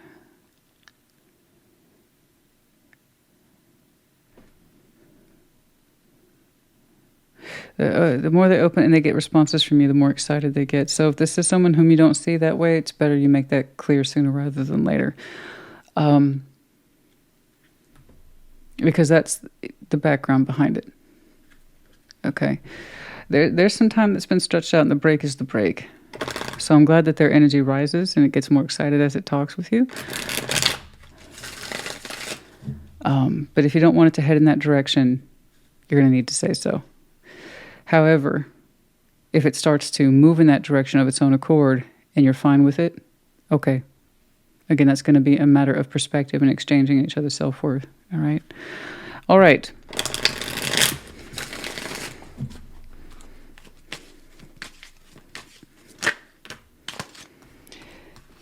King of Swords, Eight of Swords, Queen of Swords, Ten of Wands. Whoa, two people. Two people getting really firm. Ooh, and sharing lots of information. Confusion. Yeah, this is where it's coming from. The hardship. Queen of Swords, the hardship, the sexual frustration. King of Swords, the detachment, but also wanting to get clear. Eight of Swords. So there's the willingness on both sides to have what looks like a clear conversation. Very directed. Clearing up confusion and the hardship. Okay. Wow. Yeah, there's some stuff to talk about. I'm not saying there isn't. I mean, look at the way you're handling it. King of Pentacles. Pushing it just a little bit more. Three of Swords. Someone of more that King of Pentacles earthian energy here. Hurts. Is heartbroken. And they see the stars. They still hope and desire for this still. Okay. There's that star again. Okay. Well, I wish you both luck. I do. It may not be happily ever after. But like I said, it's like you two trying to feel each other out before you can feel each other up. Get to know each other perhaps more at face value and sense of self-worth on both sides and lessons learned. Because there's clearly stuff that needs to be cleared up. Clearly. Okay. 35, fulfillment and jealousy. Number 34. There is an element of jealousy perhaps for somebody somewhere in this dynamic, that someone is jealous, the other person might be getting fulfilled without them. No pun intended. Or they feel that you or you feel that they are connected to somebody else, and there's a provocation of sense of jealousy there. I don't quite know where the jealousy is coming from, but it's tied to one person, 34 and 35. We see shadows on the wall, you know, of our person, our special person kissing someone else, and it makes us angry. It makes us jealous. Okay? And it's like, who are they getting fulfilled by? Well, I guess you have to ask to find out, because it might be nobody, you know? That's the thing with jealousy. It creates those tensions, shadows of the mind, you know?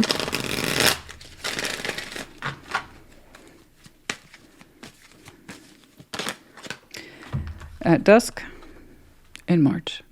Okay?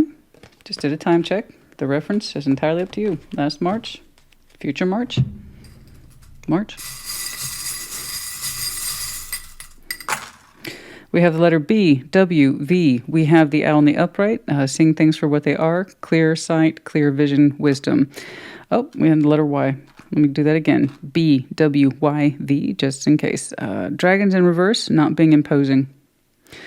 And then also the emperor in absence, someone who's not willing to claim yet, someone who doesn't understand their worth or the fact that they want to be exclusive with their equal. They don't understand that. You have to really grasp the empowerment principle before you can claim something that you feel is yours. Okay? Okay, Libra honey, I do hope this helped you. Put in the comments. Take care. Be well. Taurus, welcome to your Thursday check-in. Let's take a look at that Taurian sexual energy, please. Let's see, Taurus.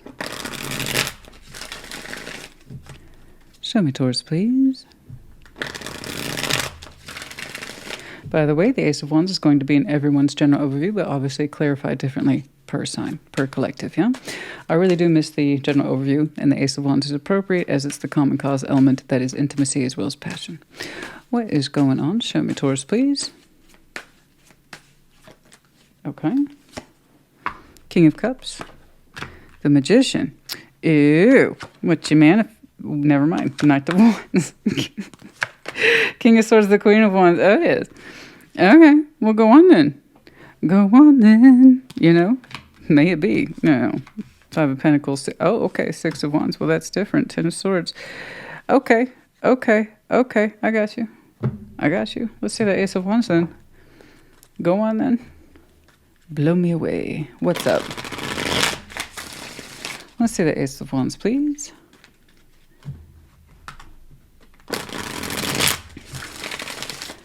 What is going on? Let's see the Ace of Wands, please, for Taurus.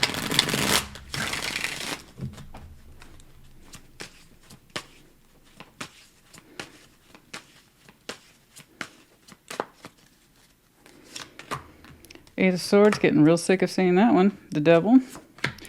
And the Magician. Well, okay. Okay. So I'm glad to see you went from manifestation denial to manifestation activation. Big switch there. Like always with Taurus, it's either on or it's off. You don't really do a middle anything. You know, it's like either all new, all direction, or I'm going to keep working with this hot pile of garbage for 10, 15, 20 years. Because, you know, better the devil you know, right? Yeah, it's one of those two. it's always one of those two with Taurus. So here it is, the Ace of Wands is like, I want something real bad. Real bad. But I ain't saying shit. That's going to work out well. So you want something real bad. Okay. In your spirit with the Magician there, absolutely. And also in your sex. Like hardcore. Right there in your opening. It's like Taurus is watching some hardcore, you know what. And then you're like, no, I'm not. Nope. It's in so much denial, honey. And I don't mean that in a bad way, and I'm not laughing at you. It's just, again, the way it's when that switch is on, it's on, and when it's off. I mean, honestly, I can temper you a little bit more in the middle. That would be great. And hopefully I can point that out to you today, because I want what you want. Let's make that clear. I do. I want what you want. I want you to go about in a way where you can be confident about it and not feel so weird in your head, because you are all up in your head about something you deeply desire in terms of passion. It burns. It's like Gollum from the Lord of the Rings. It burns as precious. Okay, that's how intense it is for you, with the devil there next to your Eight of Swords. And it's kind of like, I try not to see how badly I wanted that, because if I acknowledged it, it might consume me. And I don't know. I don't want to be consumed by my own overwhelming sense of desire. Thank you. That's not pleasant. So what we try to do is we try to shove that guy down, but he don't want to be denied here. So right now that devil is attached to the rumination that is your thoughts. And then you turn around and try to suppress them simultaneously while still trying to pull it in from the universe. So that's where you get conflicting ideologies. You got to sort it out, honey. You're going to have to sort it out. Are you going to allow your Ace of Wands to be a good manifestation, or something that you get yourself so heavily wrapped up in over here, because it's all in your head, that it goes into a twisted place? Okay. And then you're going to get twisted results. We don't want that. So we want to be very, very clear about what it is you're burning up for. How badly do you want it, and can you acknowledge it? And two, is it authentic to you? In which case you'll be fine. Okay? So stop trying to make that guy wear a hat. He doesn't want to wear a hat. I don't know. You know, stop trying to dress your thoughts up into a fancy outfit or deny them, you know, by making them wear priest robes. The fact of the matter is, it doesn't fit. It doesn't fit. All right? You come to terms with you, what it is that you want, and it is an authentic measure of you. In which case, you'll be okay. I think we dial that in a little bit, which is good, because there's the Magician again, this time with the King of Cups. Well, doesn't that feel better? Manifestation from the heart. That's the more authentic self. This is what I feel. This is what I, for reals, feel. No takesy backsies, right? Because the King and Queen of Cups, they're very claiming. That's their pro, that's their advantage. This is what's in my heart. I don't take it back. It is what it is.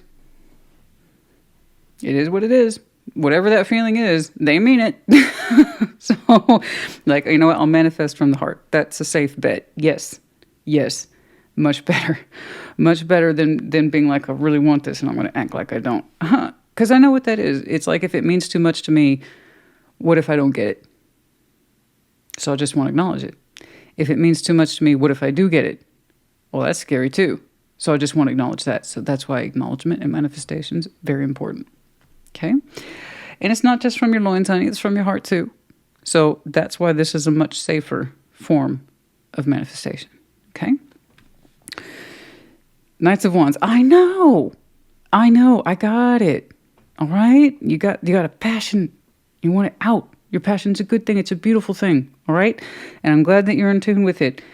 More to the point that you understand that your passion's coming from your heart and not just your loins, right? And that's wonderful. This is a good realization. Again, it's the authentic self. Now, the King of Swords, Queen of Wands. Now, that's an interesting combo. I got somebody here who's smart, insightful, analytical, logical, also kind of a hottie. Beautiful, right? That's a nice combination. It's quite nice. Fire and air combo, but that's not really the point. They have a very sharp profile, a very sharp personality, however you want to do it. They know who they are. They have no problem with their own sense of fire. They're very passionate. They're aware of this, but they also have a sharp mind. They're aware of that too. They also understand that they're responsible for their fire. So here we have someone who has a lot of strengths, okay?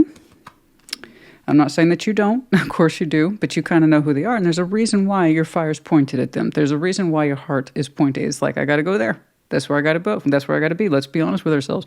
And so you are. And I can see why. They're very attractive personality, honey. And the way that you're manifesting from the authentic self makes you very attractive too. So don't forget that.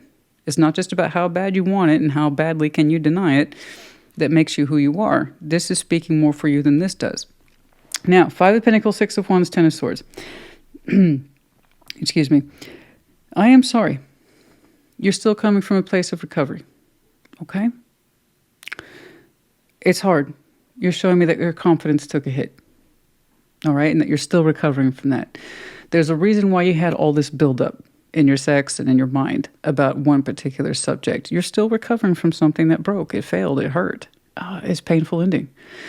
And it kind of took a hit on your sexual confidence, which is what this is. You know? I think that's what all this amounted to, is the whirlwind and fury that's in your mind is being backed up by your loins. And this is where it's coming from. Okay? And I am sorry. That's so painful. This, to be clear, I'm looking at the influence behind all this. Whatever this is you want to connect to, that looks fine. That looks healthy. And the way you approach it, you understand it's coming from a good place in you, not a bad place. Okay. Now this is what's affected you. Your sexual confidence took a hit. Something ended. It was painful. It's hard to talk about. You're still working through it. Okay. But I kind of think that lends us a better point of view about where you're coming from. All right. And the intensity of all that, honey. You don't want to carry that around so much. Oh my gosh. It's just too much weight. But if you manifest from here, it's good. All right? It's good. Their reaction, I don't know. I don't know. I know this. They'll be honest with you. That's either going to be a yes or no person right there. They have some aspects, obviously, than just being beautiful. They're charming, too, because they got the intelligence to back it up. Charming is not a reflection of one's attractiveness. It's the attraction of the mind. So here we have a charming element, quick-witted, smart, just smart.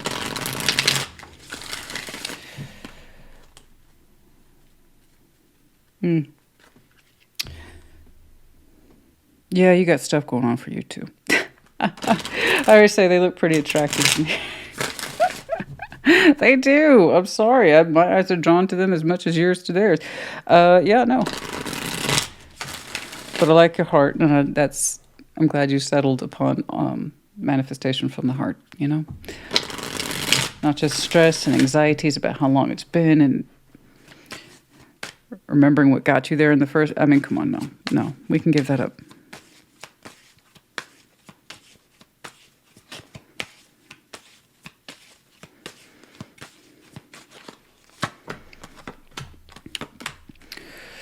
The Wheel of Fortune, the Hierophant, the Hanged Man, that's 3 majors right there. The implication of time being stretched out. There is a reflection on your part, literally your part. Hindsight being what it is, you're saying that you understand yourself a lot better today than you did in the yesteryears, which is good. I wonder what it is you learned over such a long expanse. What are you more comfortable about, honey? With yourself spiritually, sexually, a combination of those things? What did you learn about yourself over time?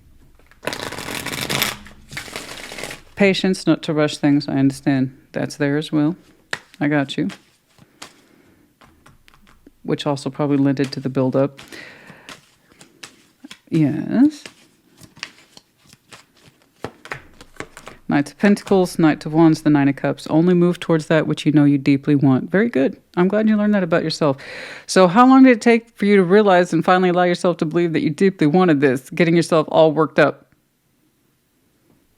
into a little Taurian sexual fury over here? Oh my gosh, Knight of Pentacles. What?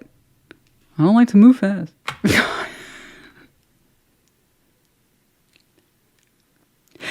But you see the consequence of that, though? Okay. You see the consequence of people who stretch things out deliberately because they're second-guessing themselves, or they're still recovering from old pains and wounds, and then they just end up driving themselves crazy because they're ready to move forward, but they're refusing to acknowledge it. That's kind of what I'm leaning towards with you. It's like in the interest of just being sure, just being safe, I think you worked yourself up into an absolute fury. Yeah. No. The Nine of Cups, Knight of Wands. You authentically want this as a form of wish fulfillment. Don't go towards it unless you know you absolutely want it. And from a good place in you. Not the place that's build up and build up because we stretch things out. No, that usually just puts more fuel in the fire. So I'm glad you learned some things about yourself, you know, in terms of wish fulfillment and only moving towards that, which is absolutely correct for you. Be like, I just need a lot of time to think about this one, though, make sure that, etc. Okay. I think you can put this into motion now. I would like you to. Personally, yes, I would like you to, Taurus, honey. I think you've given this plenty of contemplation. Let's speed this up into your present day, okay? Ooh, Knight of Wands. You got a little passionate streak in you for sure.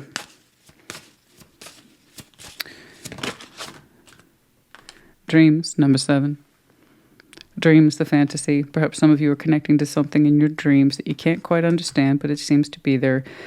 Surrendering, number 31. What are we surrendering to? The dream? The fantasy? In this context, typically the card here, surrendering, suggests someone gave up and understood they finally have to walk away. They surrendered to defeat, which is a very powerful thing. It's a very invaluable skill, knowing when to give up. Okay. Because someone or someone doesn't want you fighting for them or fighting for and you, or you just can't anymore. But here we have in the context, surrendering to the dream. Surrendering to the dream. That's interesting. Surrendering to the dream. I know I really, really want this. It's my dream. Let's go meet it where it is. Feels very resolute.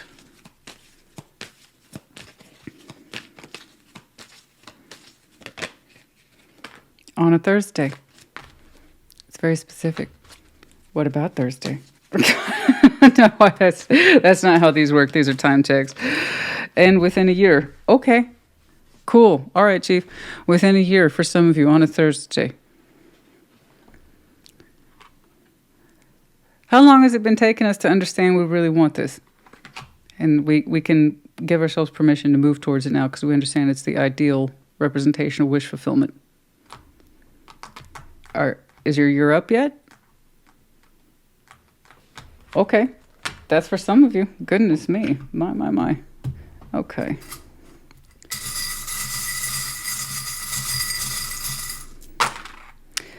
We have the letters G, E, M. Aw, that makes Gem, actually. Gem. I know you're a Gem, honey. You got to see that, too. All right. We have the medallion of Virgo, and then Sagittarius. The key word here being optimist. Some of you might have some very strong Virgo in your chart. Could be connecting. We have the Book of Wisdom in reverse, not feeling wise, or that we should know better, but we weren't studying the text very well. I have new charms in here this time. The Book of Wisdom. Or perhaps trying to ignore conventional wisdom. There's that too. There is that too. We have the butterfly, sign of transformation. We have the arrow with the heart. This is a matter of being struck by love. Very good. And then we have the snake in reverse and upside down. There's nothing vicious about this or venomous, you know? No. It's not just about attraction. I know. I see that. You don't have to tell me that. I know. Okay. Taurus, honey, I hope this helped you. Put it in the comments. Take care. Be well. Virgo, welcome to your Thursday check-in. Show me that. Virgo, sexual energy, please. Show me Virgo. What's going on, please, for Virgo?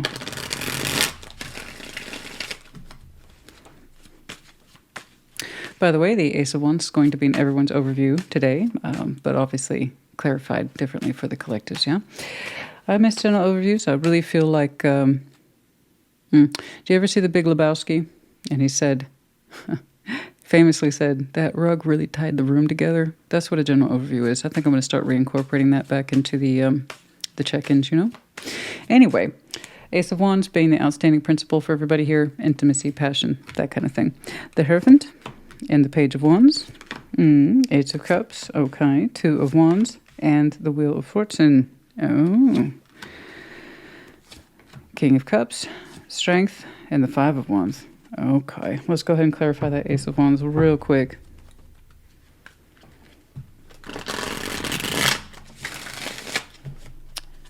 Okay. Okay. Well, no wonder you got that little spark there. No pun intended. It is a little spark standing next to the Hierophant. Some of you might have some Taurus in your chart.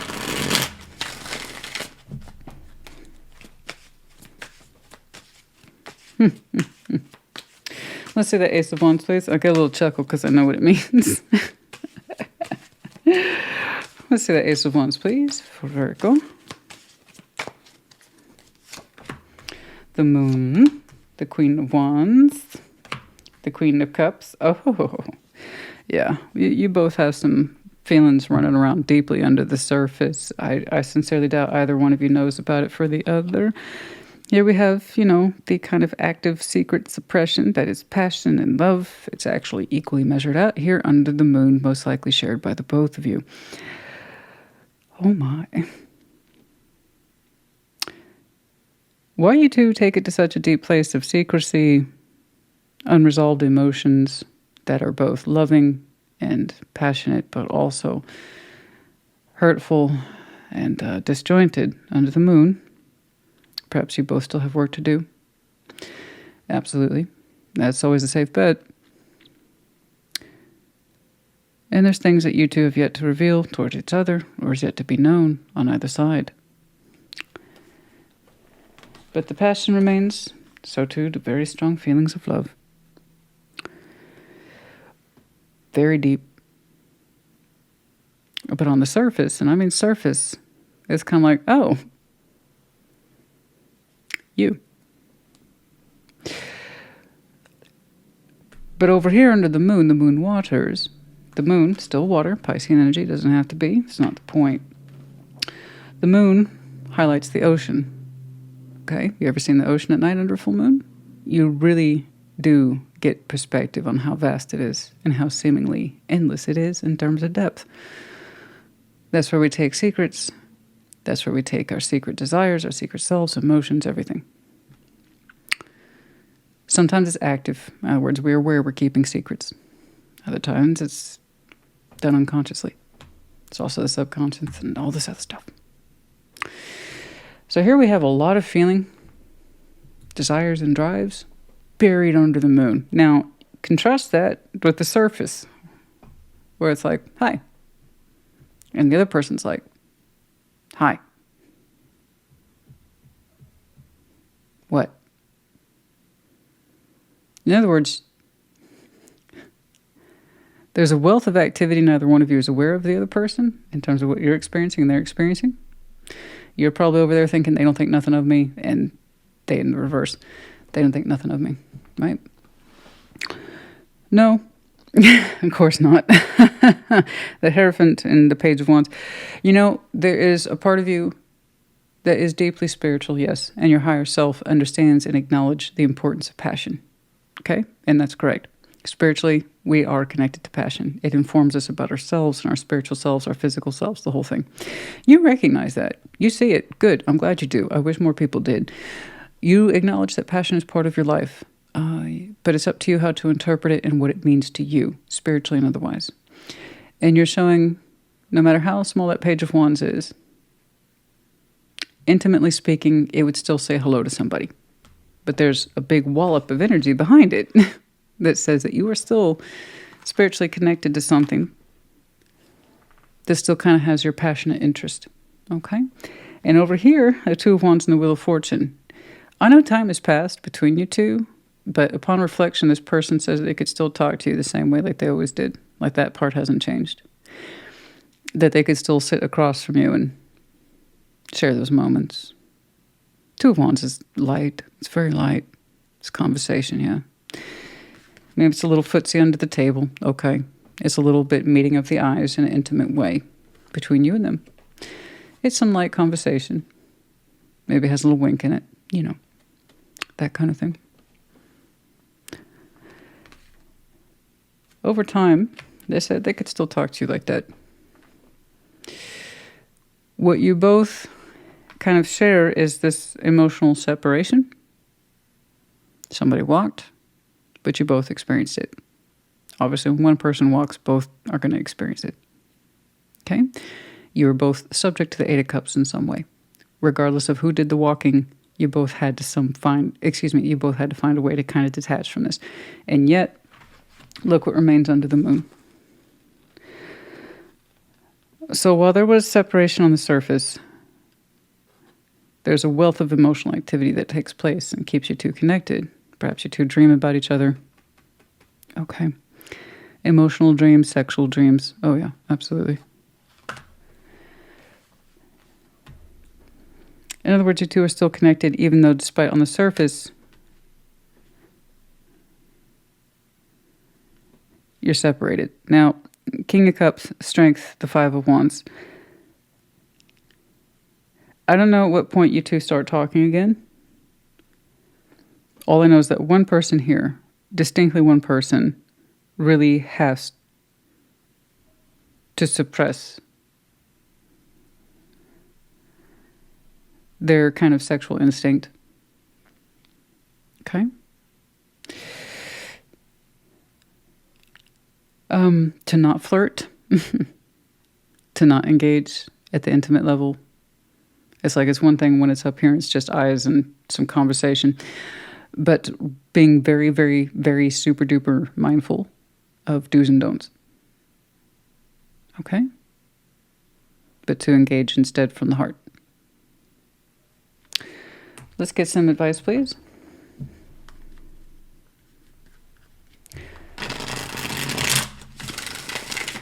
Let's get some advice, please.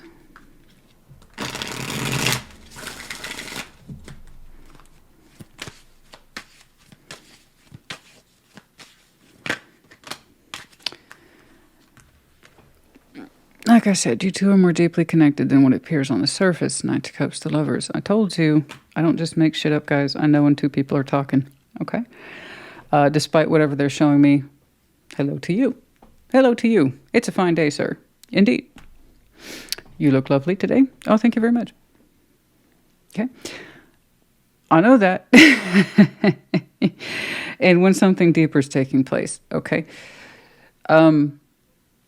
Look, I don't know who kicks it off with the Knights of Cups and the Lovers. Someone offers some sort of emotional gesture, but more to the point is vulnerable.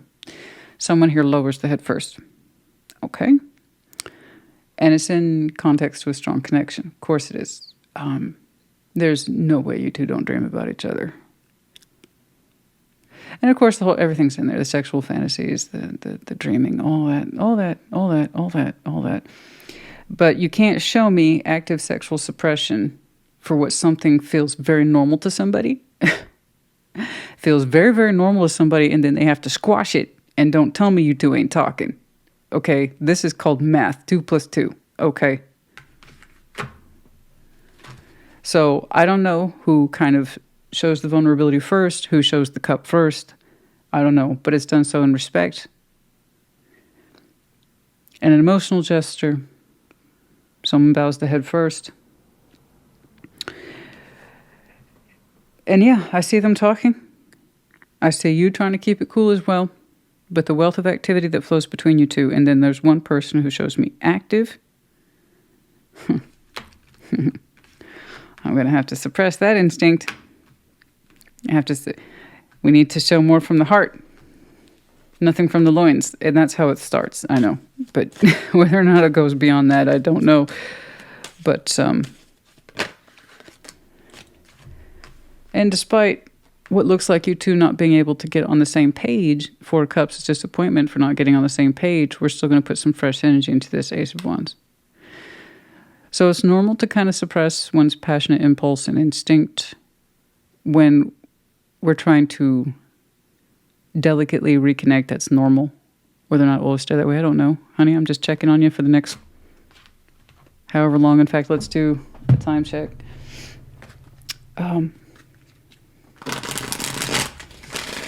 Wow. I would bet good money. Super duper bet good money. A, you are not Virgo dominant. 2, and by that I mean it's not in your primary placements. Sun, moon, rising. B, you have no idea. But you kind of do. The feelings they still have for you, and vice versa. Cards are the cards, man. I do my job, baby. That's all I do. At sunrise in reverse. Prior to sunrise. Someone an early riser, like super early. They enjoy the sunrise. I have no idea. For some of you, that's a reference. In November. Ooh. Soon would be the operative word there. And for others of you, April. Okay. Critical points of connectivity. November, April. Okay. What's going on?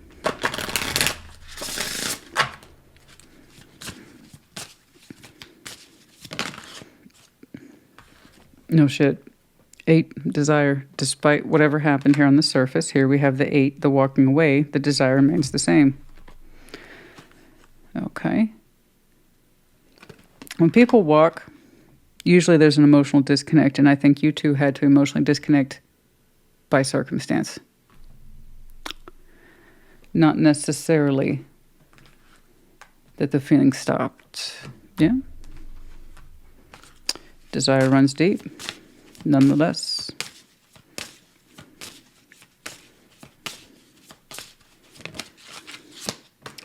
fulfillment, things not fulfilled, physical, emotional, otherwise. Number 35. There's a sense of fulfillment with this person.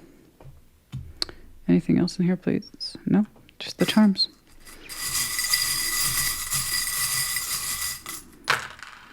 We have the letter P, L, S. We have the medallion of a Scorpio. Some of you have some very strong Scorpio in your chart. Could be connecting to one. And then we have the infinity loop, that sense of soul bond, which I already saw with the lovers.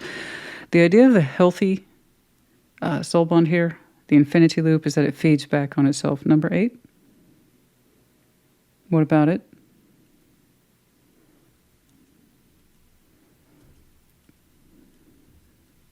I don't know. For some of you, number 8 is a reference. I have no idea. Anyway, is that it feeds back on itself in a healthy way. That's constructive. It gives back. Okay? Like this. A circle. No. That's round and round we go. That's why I call it, you know, the merry-go-round or the fuck-around. Anyway, the infinity loop is meant to be healthy and equal distribution. It has to be shared, though, in order to be reciprocated. Okay. All right. In other words, don't just take it for granted that it's known. It still has to be expressed and cared to and catered to like anything else. Okay, Virgo honey, I hope this helped you. Put it in the comments. Take care. Be well. Capricorn, welcome to your Thursday check-in. Show me that Capricorn sexual energy, please. Show me Capricorn. Show me Capricorn sexual energy. The Ace of Wands is going to be in your overview, as well as for everyone. We'll clarify it per collective sign. I do miss having the general overview, and the Ace of Wands is going to be a common cause element for everybody. Intimacy, passion, that kind of thing. And like I said, I miss having a general overview focus. It helps bring the reading together, I think. What's going on, please?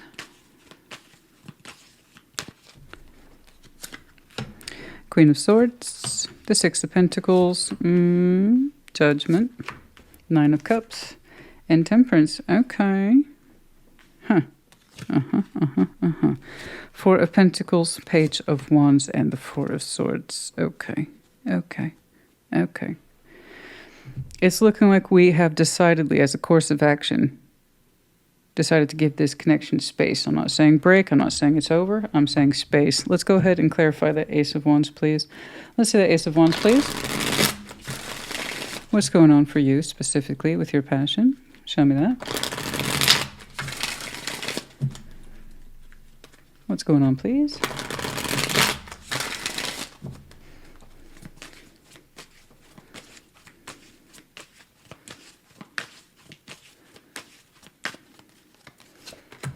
Four of Pentacles, there it is again. King of Cups. Three of Pentacles, okay. Yeah, okay, called it. I'm not saying you're thrilled with the results, but I am saying it is what it is.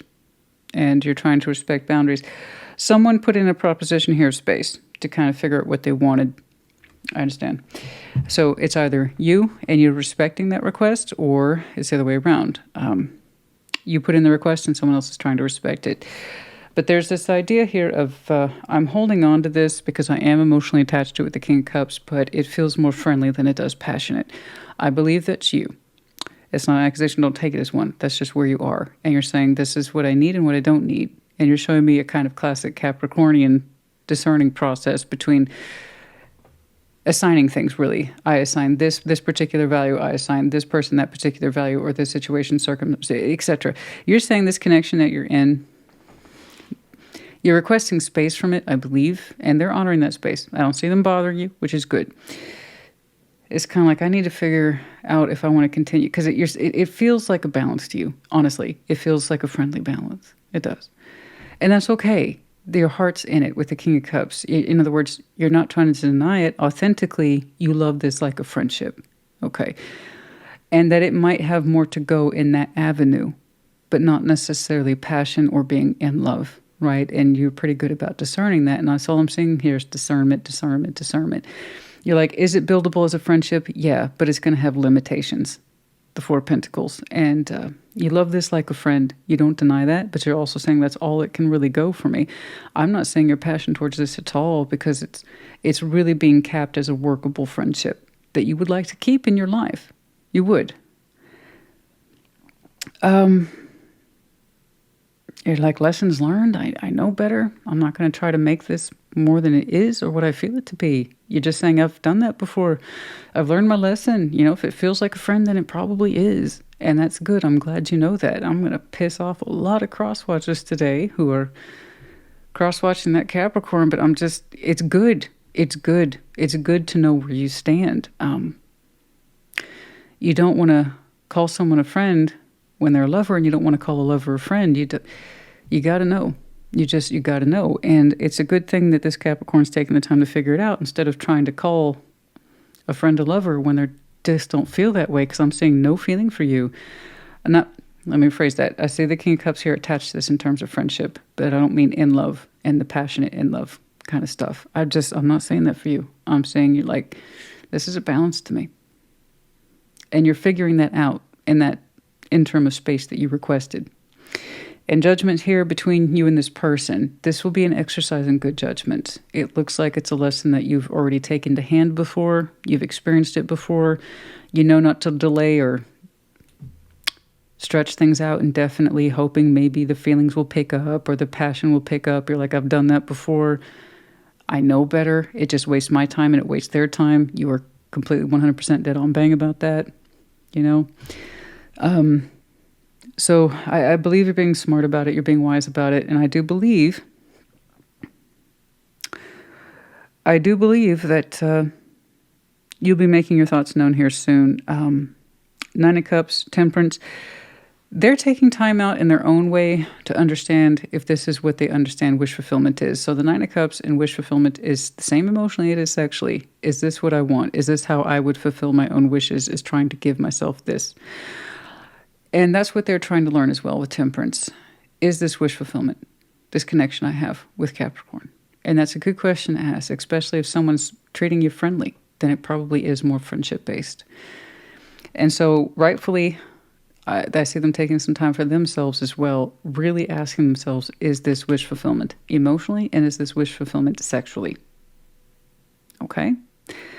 So the lesson I think that you already have, they're trying to learn for themselves, because if they really put a lot of thought into this, they're going to see how this adds up, and it's going to add up more to friendship than it is a great love story. And that's fine, because that frees them up, and it frees you up to do other things and pursue other things. Four of Pentacles, Page of Wands, Four of Swords. You're saying there wasn't much passion in this. You had some form of intimate experience with them mentally in terms of masturbatory efforts. So the Four of Swords, if you're not familiar, in intimate tarot is masturbation. Page of Wands, it was very little. Four of Pentacles, it was largely reserved. You had the idea of it there, but you're saying overall, when you look at this, you feel more inclined towards it as a friend than you do, like I said, a lover. For the most part, you've been very conservative with your sexual energy towards this connection, and it makes sense why. Okay, you've had very limited experiences with it, even when you were on your own, and that's kind of a big indicator, right? It's like if I don't think about them privately, intimately on my own time. So everything begins with yourself. If you're not experiencing that on your own, by yourself, you're not really experiencing that externally either. So it's just more proof. And I'm glad that they are asking themselves, is this what I think wish fulfillment is, emotionally and sexually? Okay. So it's looking like a pretty gentle process. I don't see anybody angry with anybody or feeling rejected, which is good. You just don't seem to be that worried about it. And for them, hopefully they conclude, you know what, I don't want a lover situation to be friendly, because that's not a real lover, is it? You know, I know it's not wild, guys. I know it's not over the top, and yours, like always, is very straightforward. Aquarius, though. Theirs was incredibly efficient this round. It actually reminded me of you in several respects. I'm like, well, thank you for putting it all out there like that, Aquarius. I really appreciate it. So if you have any Aquarius in your chart, perhaps check theirs out. Because for a second there, I almost thought, am I looking at a Capricorn reading right now? Because it was so straightforward. Any other advice, please? Any other advice, please? You feel what you feel, and what it is you don't feel is also what it is you don't feel. There really isn't much room here to mince words. Queen of Wands, Ace of Wands, and the High Priestess. Intuitively, you feel exactly the things that I have been telling you. Intuitively, you feel if the heat was there, it would be communicated. I agree. Yeah. If the passion was there, it would be communicated. And you're saying it's just not hitting you that way. And some of you, by the way, deeply associate your passionate selves with direct communication, direct seduction through words. Some of you find words or script very, very sexy. And you're saying it doesn't speak to you that way at all. Not in this person's words, responses, or behaviors. And intuitively you feel you should be able to connect to it more fluently than that. I have to agree with you. It's one of those things, you either immediately feel passion for somebody or you don't. And if you don't, you don't. And you can't force it to be there. There you go. It should feel a lot more organic than that. Because you're showing me this is what it is, this is what it tallies up to. And there's not much room for discussion there. And on the inside, though, you're a Capricorn with very rich flavors. And you really do enjoy a good conversation.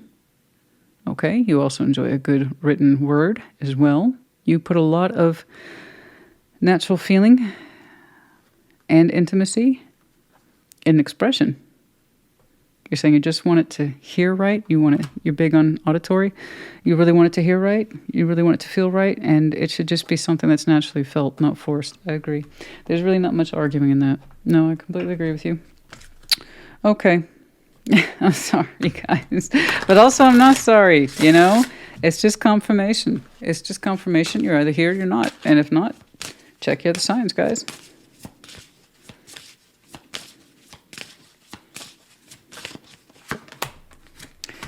$29, wrath, leaving. I don't know if it's all that.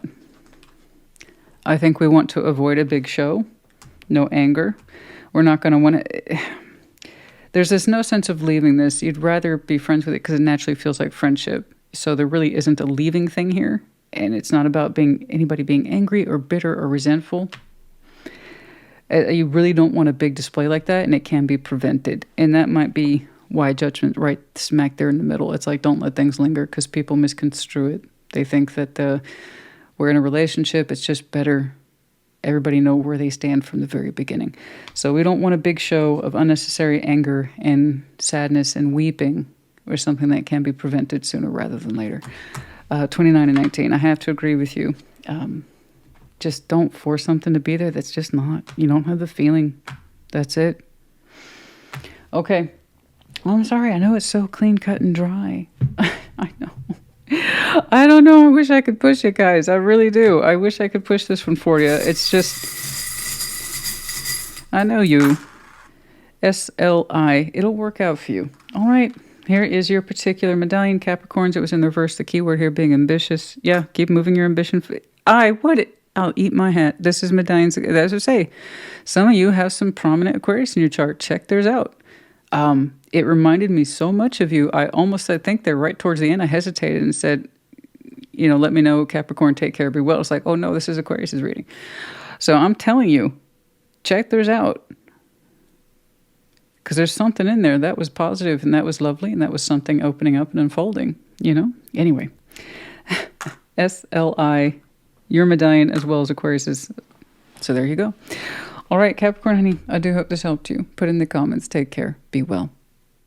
Scorpio, welcome to your Thursday check-in. What is going on, please? Show me that, Scorpio. Sexual energy. Let me tell you, just between us Scorpios, I don't know what's going on, but there's been a kind of hum, a low-level hum for everybody. Not everybody, but you know what I mean.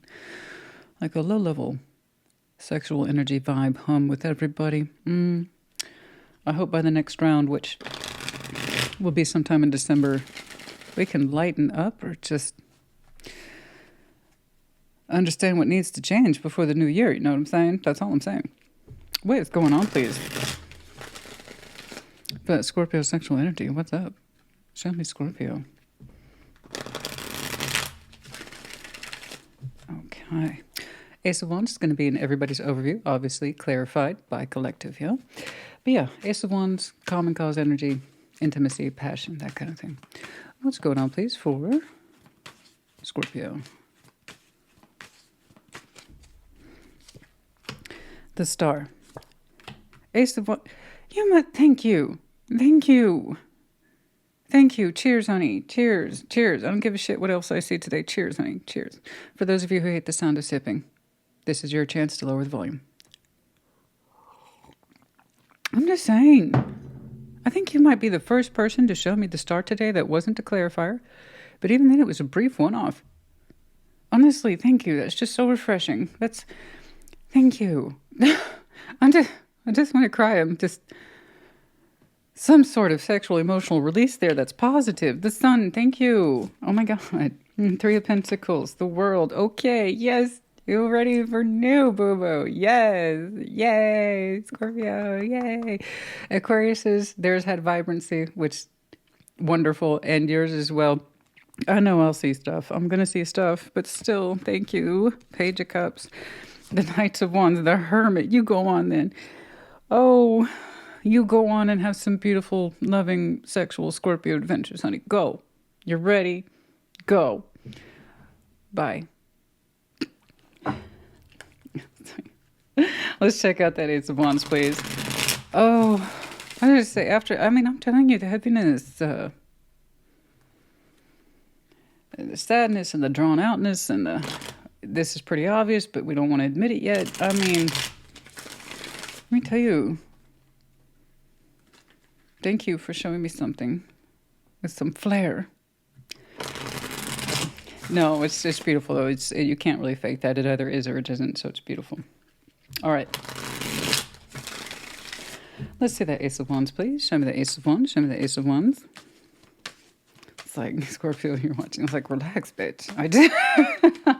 It's hard. I've been trying to relax. We're technically in holiday mode, and I'm trying to relax. I want other people to relax. And then I'm just like, heaviness, hardship, bullshit.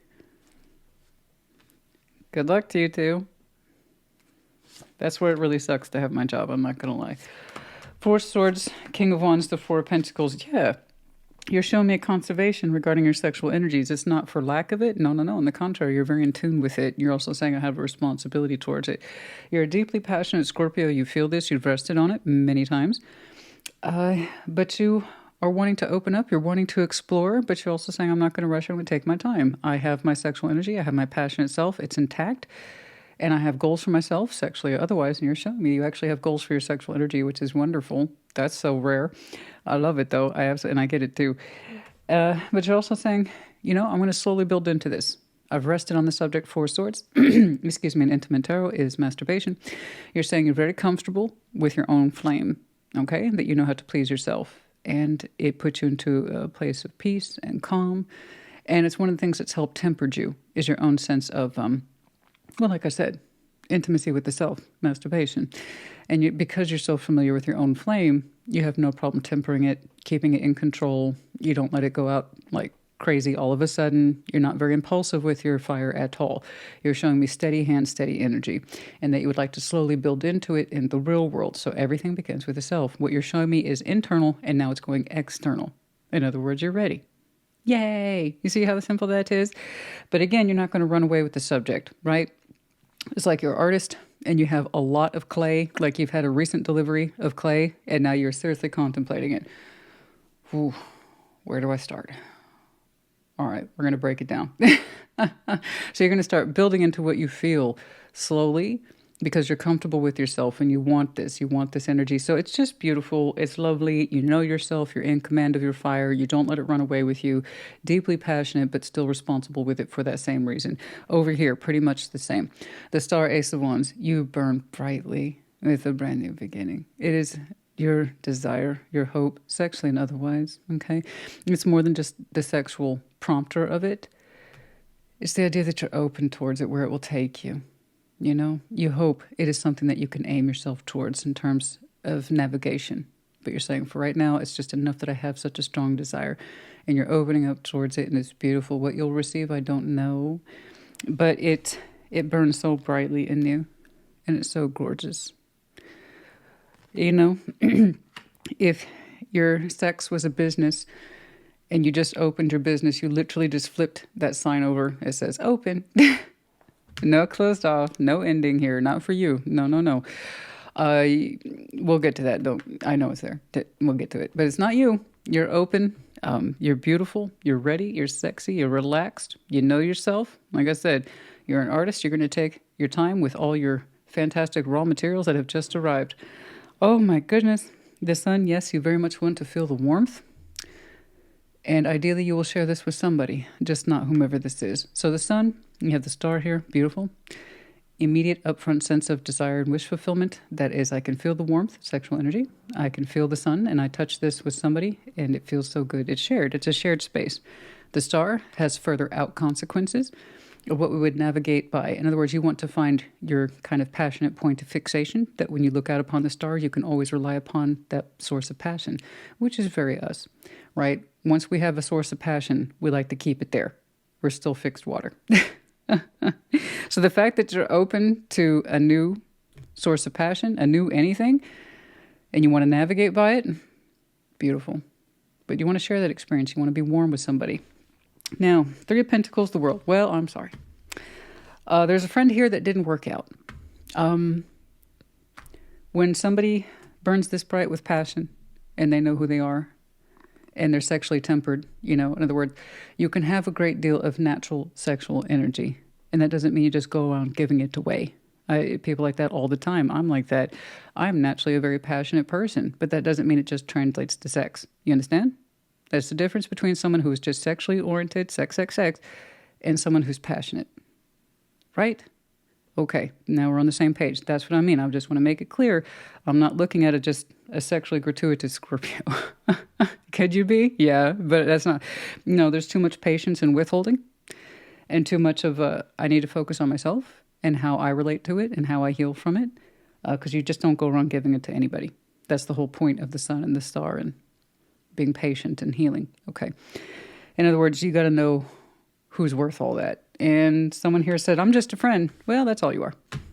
That's the consequence, calling yourself just a friend. You're a friend. Therefore, you get none of this. Call yourself something other than friend, and maybe I got something to work with. But as it were, friendship dynamics don't get all that, or they shouldn't. It's just too much energy to be borne on a friendship. A Three of Pentacles cannot bear an Ace of Wands, not for a long term. A Three of Pentacles cannot sustain a King of Wands. A Three of Pentacles cannot sustain the Star and the Sun and all this jazz. So, you know, I didn't mean to call myself a friend. Well, you did. Because Three of Pentacles will always be a limited experience. We can have very strong hope for it. Absolutely. Very strong desire. But it never got out of friendship zone. That's all I know. It didn't build up beyond a Three of Pentacles. So the most contact you had with this person was maybe a handshake and a hug. You know. I don't mean to be mean, but there's nothing there on display. There's nothing on offer. No goods. No goods. You're looking for the right customer for your beautiful open business, and this one just wanted to browse. That's a browser.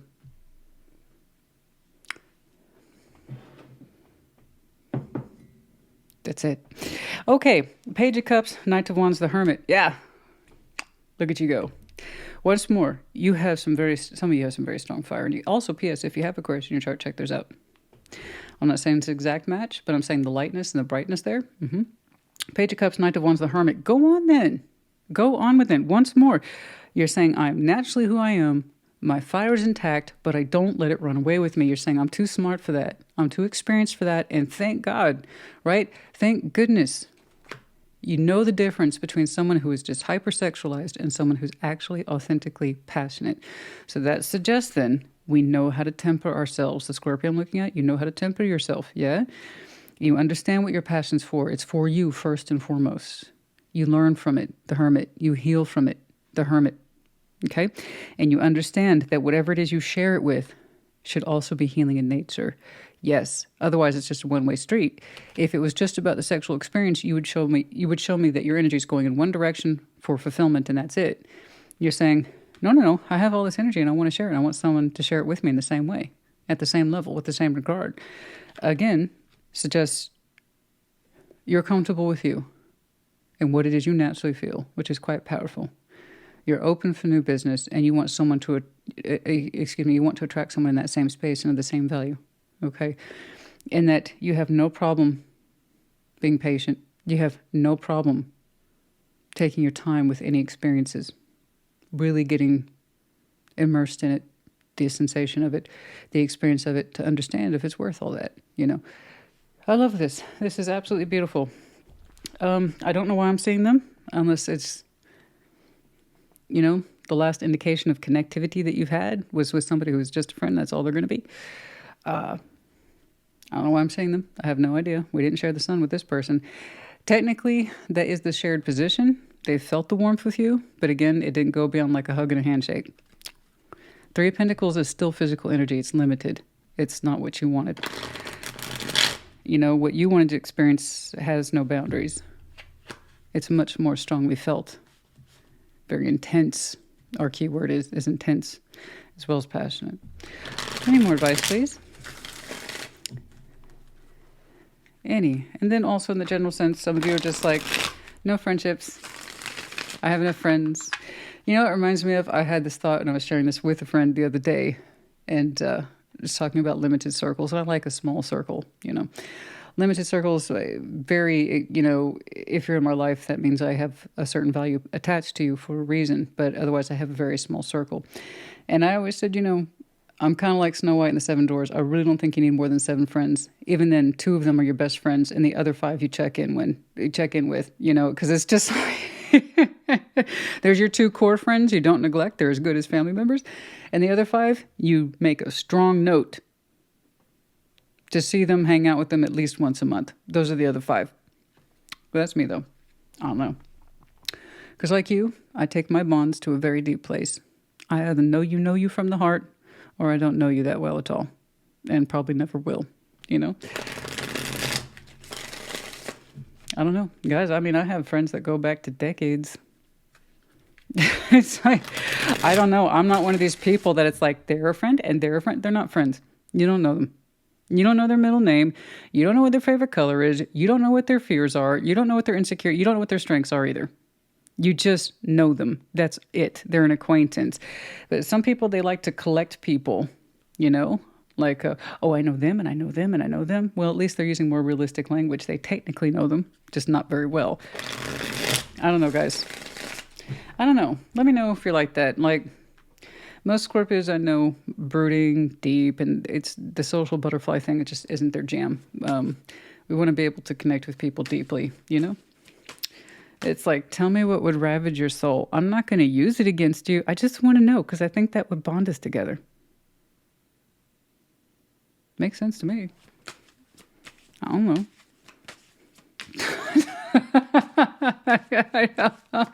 I mean, you know, it makes sense to me. I don't. 3 Cups, King of Pentacles, the Tower.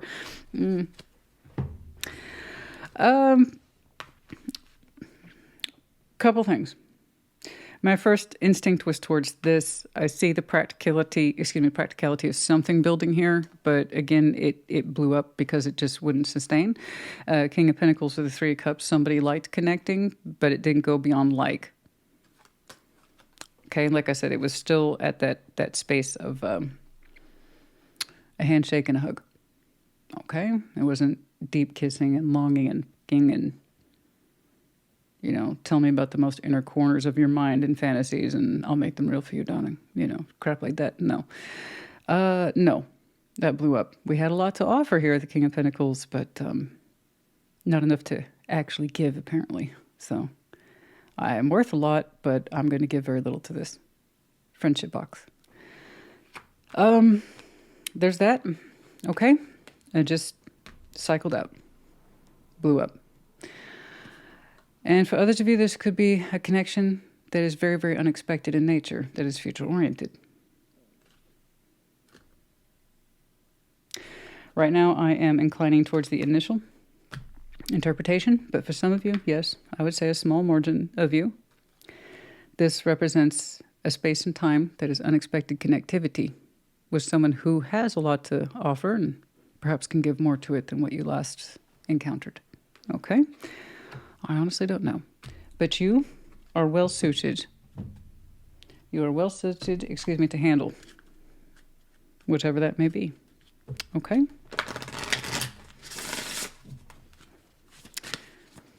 Ah, this one's nice. This one was very refreshing. Very needed, I must say. Very needed. Okay. Jealousy, number 34.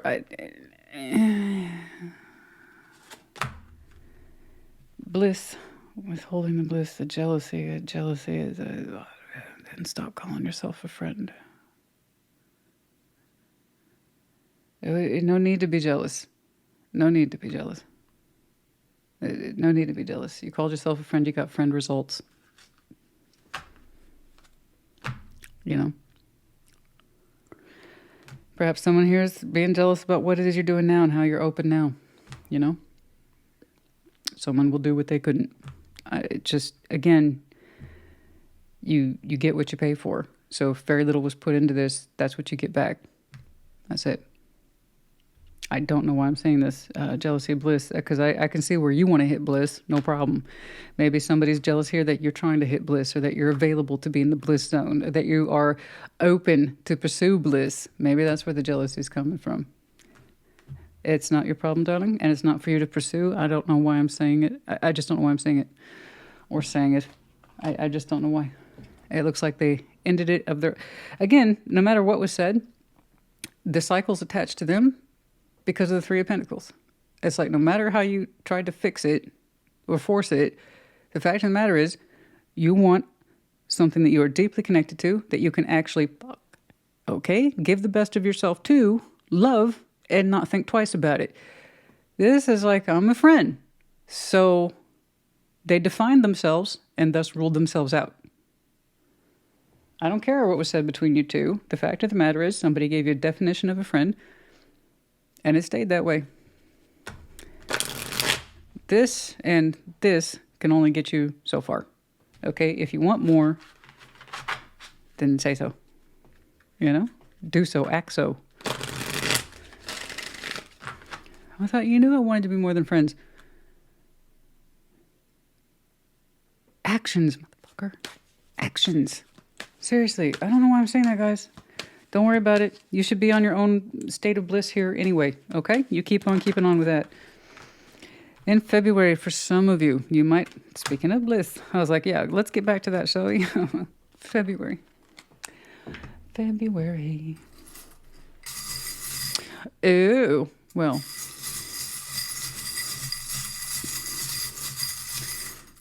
I suppose you could, if Valentine's Day holds any relevance to you, B-A-R-N-S,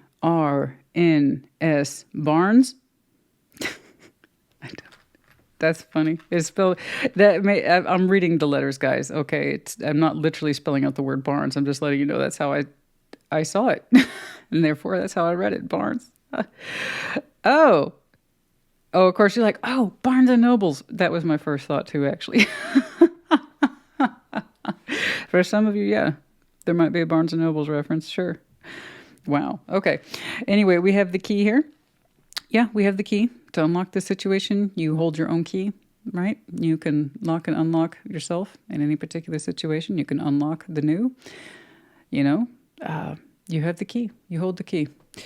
All right, we have the medallion of Aries, Leo, and Cancer, all in reverse. So their power words here are courageous, generous, and imaginative.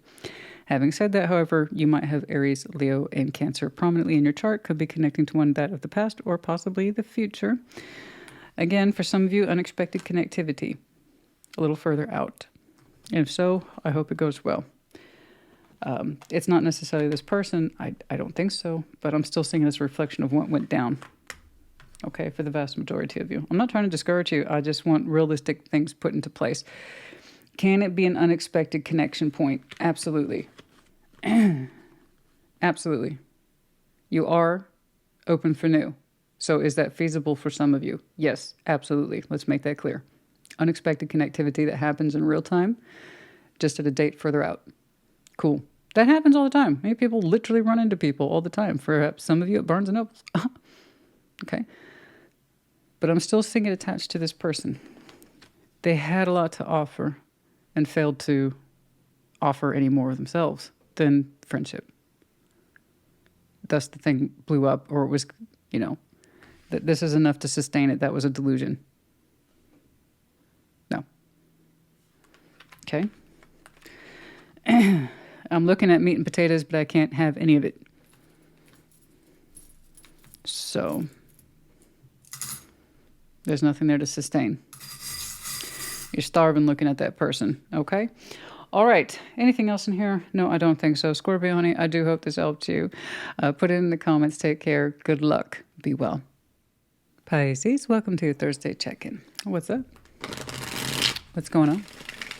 Show me that Piscean sexual energy, please. Show me Pisces.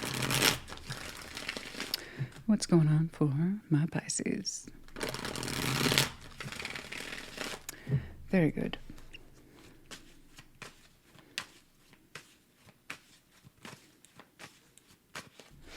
Sorry, I almost got lost there for a second. That's the good thing about getting lost is you find your way back. Queen of Wands, Nine of Cups. Well, aren't you just a hot potato? And I mean that in a nice way. I know that sounds weird, but honey, some of y'all looking too hot to handle. What's up? Five of Cups. The Magician. The Fool. Someone wants to take another chance on you, darling. Well, look at you, though. Look at you. Okay. Three of Cups, the Nine of Wands, and the Ten of Cups. Okay, we'll get to that.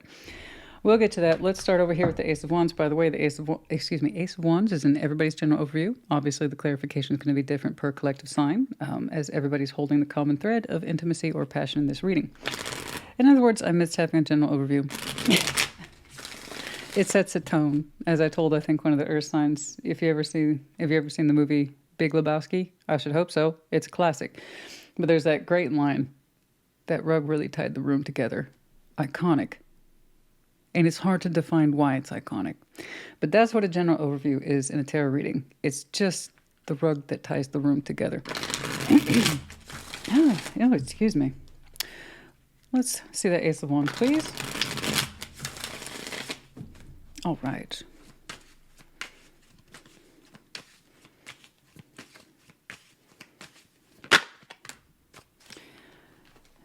Seven of Pentacles, Ten of Cups, and the Seven of Swords. I think that's fair. Given what I've seen here, I think that's fair. You really prioritize harmonizing your Ten of Cups. Now, don't let that frustrate you. What does that mean? It's never inclusive to just one person. Very rarely. Ten of Cups is whomever means a lot to you and you want to see them in your life. Oop. Someone was detected at your front door. Sorry about that. I meant to turn that down before I started. 'Tis the season, so I'm going to have to remember because Amazon be making frequent stops. Apologies. Anyway, Ten of Cups. I know you prioritize emotional harmony with those who are important in your life. Emotional support persons. You know, we generally refer to them as family, friends, spouses, kids, lovers, all that stuff. And we look out upon the world, we want to see them there. And when they look about in their world, they want to know that you're there. So it's supposed to be inclusive. In Ace of Wands, you've been trying to put more energy into that these days, but there's something here that still isn't fitting right. And I think we know what that is. Okay? I get it. You've been trying to put more good quality work into that Ten of Cups. A Seven of Swords, something's chafing. Something's not fitting correctly, and that's what she said. All right. Like I said, you little hot potato. Hey, look at you. Queen of Wands and the Nine of Cups. You're like, thank you. No, congratulations, honey. You're a showstopper. Be you male or female, you know you're a showstopper. You know you're hot. Okay. You know, you've got some blazing energy in there, but there's a strong sense of Nine of Cups, though. Wish fulfillment. Everything I do is important to me, and I have to know that I want it, and I want to know that I want it for the right reasons. That's what wish fulfillment is. I bring about my own wishes because I understand I love myself enough to honor that wish, but it needs to come from a good place, or I can give myself bad wishes too. So you're saying, yes, I'm fiery, yes, I'm hot, but I try to use my powers for good. That's what you're saying. So you have a lovely sense of self and wish fulfillment and what it is you would pull towards you emotionally, sexually, all that jazz. I have you sharing a Five of Cups with somebody. Let's talk about that. The Magician, the Fool. Somebody wants to take a risk and open up towards you. That's fine. I have no problem with that. If you don't have a problem with that, I just don't know if you have a problem with it. Okay. So look, stuff happens. Five of Cups happen all the time. It takes next to nothing to generate this kind of activity. It's almost always old, indicates pain of the past that is yet to be resolved, haunting memories, regrets, ghosts, that kind of thing. It's old enough that you can associate it with past. But it's not so old that you can't still feel the kind of disappointment with it. It just doesn't hurt as much as it used to, that kind of thing. The Magician, the Fool, someone's manifesting, being foolish, opening up towards you, taking a chance, taking a risk. It's almost the equivalent of working up the nerve when you're manifesting that kind of energy, except it goes beyond a Page of Wands. It's at that level, it seems to me interactions imminent. Okay, again, I don't want that to sound threatening to you. It's just whomever this is, you two have shared emotional memories of disappointment and hurt. And they're manifesting, opening up, taking a risk. Okay. Three Cups. Nine of Wands, the Ten of Cups. Look. You're saying that right now, again, once more, your priority is the Ten of Cups. The emotional harmony between you and those who really matter in your life.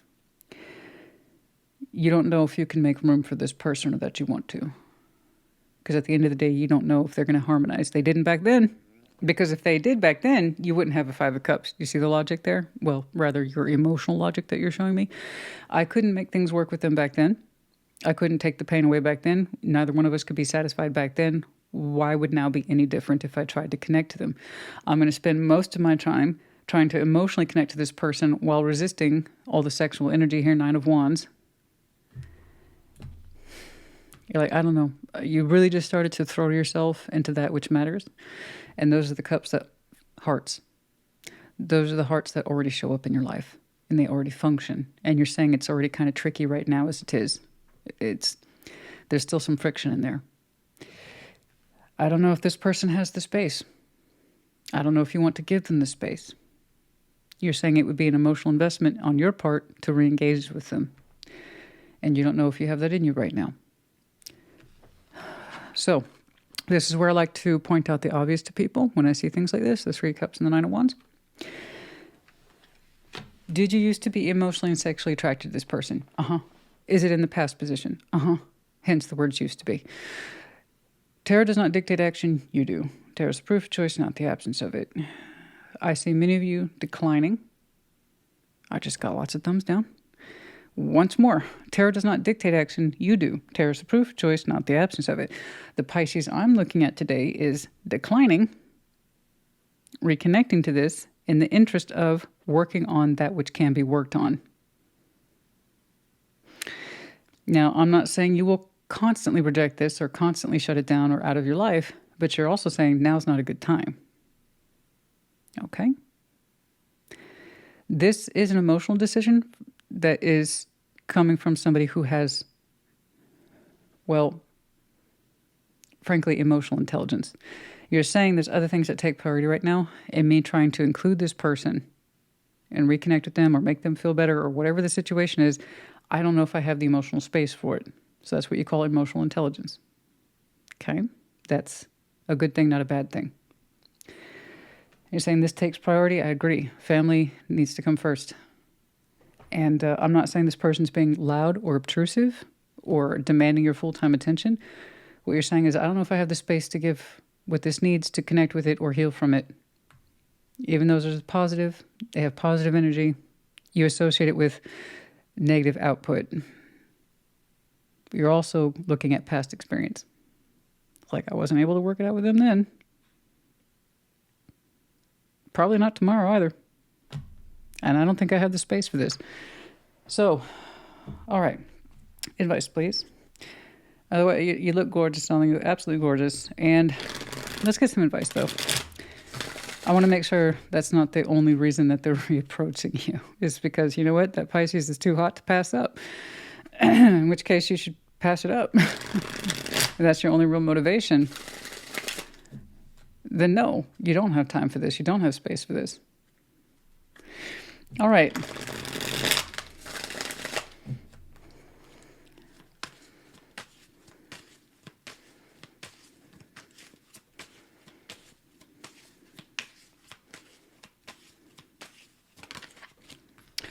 Page of Wands, Curiosity, Two of Swords, Death. Okay, so like I said, tarot does not dictate action, you do. Tarot's the proof of choice. I get so many, when I see somebody make a decision and stand by it, and I say it, I will get so much negativity. What do you want me to tell you? That you're wishy-washy and you can't make up your mind or your heart? No. I'm not going to do that. I read the cards. I read what's here, not what isn't. Do you want me to tell you you're going to connect to this open arms and you'll get everything you want? That's not here either. Realistically, I'm looking at an emotionally intelligent Pisces who made a decision. You saying you ain't got time for this. Okay. And it may be that you don't have time for it today or tomorrow or a month from now. That may not be the case in a couple of seasons. I don't know. But for now, it's like I see you shooting down that inquiry. I mean, it's small.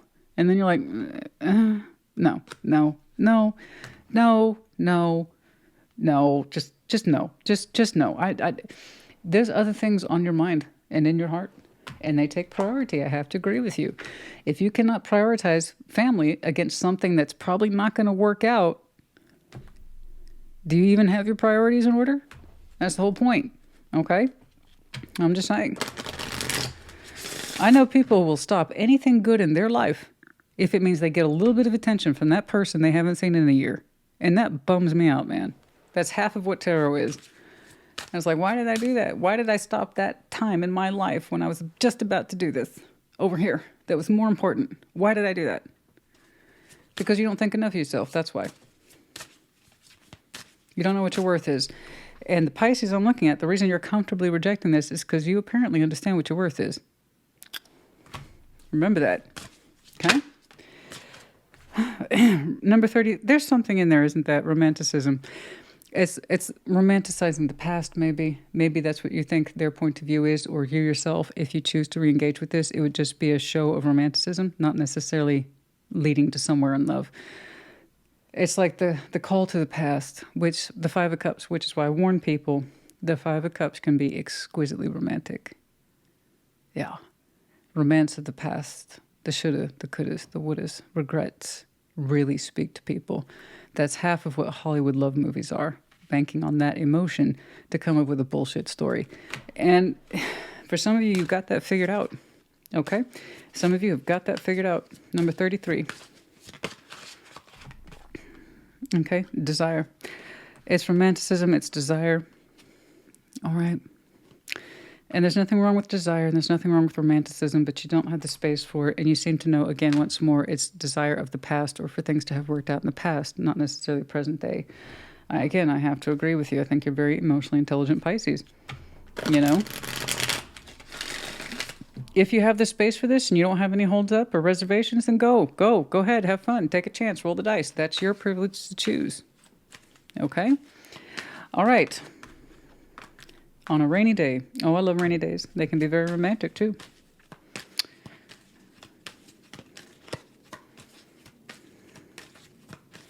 That's it.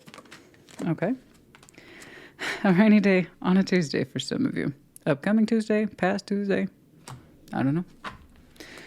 But for some of you, take your cue on a rainy Tuesday. Perhaps there's something there. Okay. We have the letters M, Z, A. We have the medallion of Scorpio. In the reverse, the key word here being passionate. I know some of you are very, very passionate. I see that. But right now you're trying to be passionate in the areas of your life that actually matter. We have the dog tag here. Keyword here being protected. Okay. Please know that you're protected. There you go. And then we have the dolphins harmonizing. Here I have two. I included more charms, by the way. Here we have two twin dolphins, and they're making the heart shape, really harmonizing with the people. This is very much you, by the way. Harmonizing with the people that matter in your life. You know that you're protected, and what is important for you to grow will. Okay? Pisces, honey, I do hope this helped you. Put in the comments. Take care. Be well. Cancer, welcome to your Thursday check-in. Let's see that Cancerian sexual energy, please. Show me that Cancerian sexual energy. And by the way, I have the Ace of Wands placed for everybody's general overview position, as the common element here is intimacy as well as passion, but obviously clarified differently per collective. Let's do one more, actually. Yeah. What's going on? Show me, Cancer.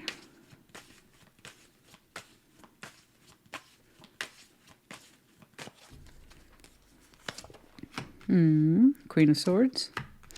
Seven of Pentacles. The World. Okay. The Sun. The Ten of Pentacles. Well, hold on. Just hold on. The Hermit, the Six of Swords, and the Six of Wands. You're both showing me a kind of cold comfort that's established, but again, it's a little too cold for me, even with the Sun there. Let's see that Ace of Wands for you, please, before we go any further. Let's see that Ace of Wands.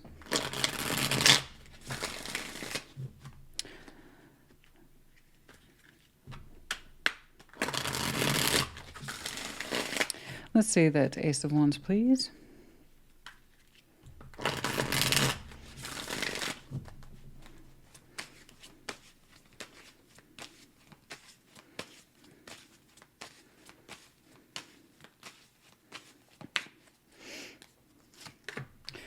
The Hanged Man. So Seven of Pentacles again, and the Knights of Cups. You've been thinking a lot these days about how your love language is resonating with your environment, or how it isn't resonating with your environment. How vulnerable you have been feeling, or lack of vulnerability. How sexually expressive or lack of sexual expression. That's been, again, in this established environment that you clearly share with somebody. It's 3D, it's live, it's happening. But you've been thinking about it a lot, and you're like, that's the problem. I'm still emotionally, you're showing me, attached to this. But I think about my passion or lack of it way too much these days, and how specifically different it is, how much it's changed. And is that a reflection of me? So you take a lot of time to wonder about, is this a reflection of you? Your sexual energy these days in this connection? Is your sexual energy or lack of it towards this connection a reflection of where you authentically are and where they are? Do you really not have it for them anymore? Or this connection? Okay, because you still feel a certain way about it. It still makes you feel vulnerable. Like I said, you're both showing me a cold sort of comfort with each other. That suggests a lot of familiarity, and there's a lot of pentacles here. You're very familiar. You're familiar with each other's environments. You two co-created it, as far as I can tell. You're familiar with each other's bodies and each other's physical presence. The sexual energy, rather the spark behind it, is very dull. I can barely pick up on it, and neither can you, but you can still feel an emotional attachment to it. It's not all for naught. Like I said, you still feel a certain sort of way towards this. There's a lot here. There's a lot founded. There's a lot grounded, right? But the Hanged Man, it's like your passion towards it, okay, your sexual energy towards it, you have to think about it. Whereas before, a year ago, 5 years ago, 10 years ago, you didn't. But now you do. Okay? Now you're in a position of thinking about your sexual energy. Like I said, whereas before you had something to compare it to, where you probably didn't hesitate or have anything to think about. It was just there. It was available. You know, it was a font. It would just shoot up of its own accord. No pun intended. And now you're showing me, like I said, a cold comfort. Queen of Swords, Seven of Pentacles. You're like, this is how it is. And I see that. I recognize it. Again, there's a sort of cold detachment. And I know what that is. That's protection of the self, you know. And perhaps, frankly, you're just not turned on by your partner anymore. There's that, too. I do believe it's you having grown accustomed to the environment. Because even you, with the Hanged Man, they reflect on how things are different. And what does that say about you? Is that who you are now? Or is that just the situation? These are all fair questions. But the output stays the same. You're still a Queen of Swords with a Seven of Pentacles. It is what it is. The world is here between you and this person.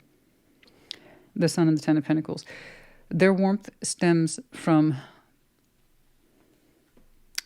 the depth of foundation, which is nice. The Sun is a warming element in sexual energy, you know.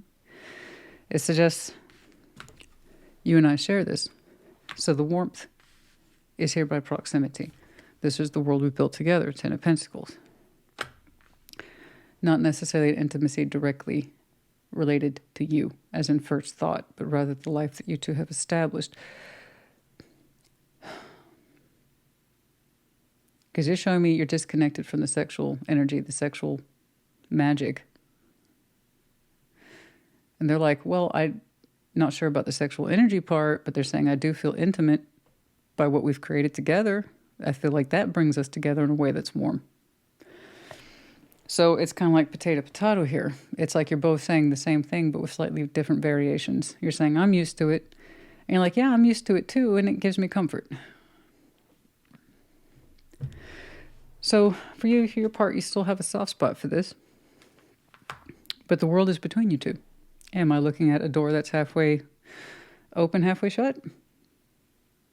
Are we going to open the door completely towards this and accept it as is? Or are we going to start closing the door on it? I'm looking at a hinge here. Are we just going to accept the fact that the sexuality is completely closed, but the connection itself remains founded and together? I caught you in between worlds, honey. What part are you going to cycle out? The whole connection? The foundation? Or just accept the fact, gently accept the fact that the sexuality isn't here? And yet your two worlds remain intact and enmeshed. The Hermit, Six of Swords, Six of Wands. I agree. You need some time to yourself to think. I see what you might call a temporary leave of absence. I've seen things like this for you before, part of your process in sorting things out.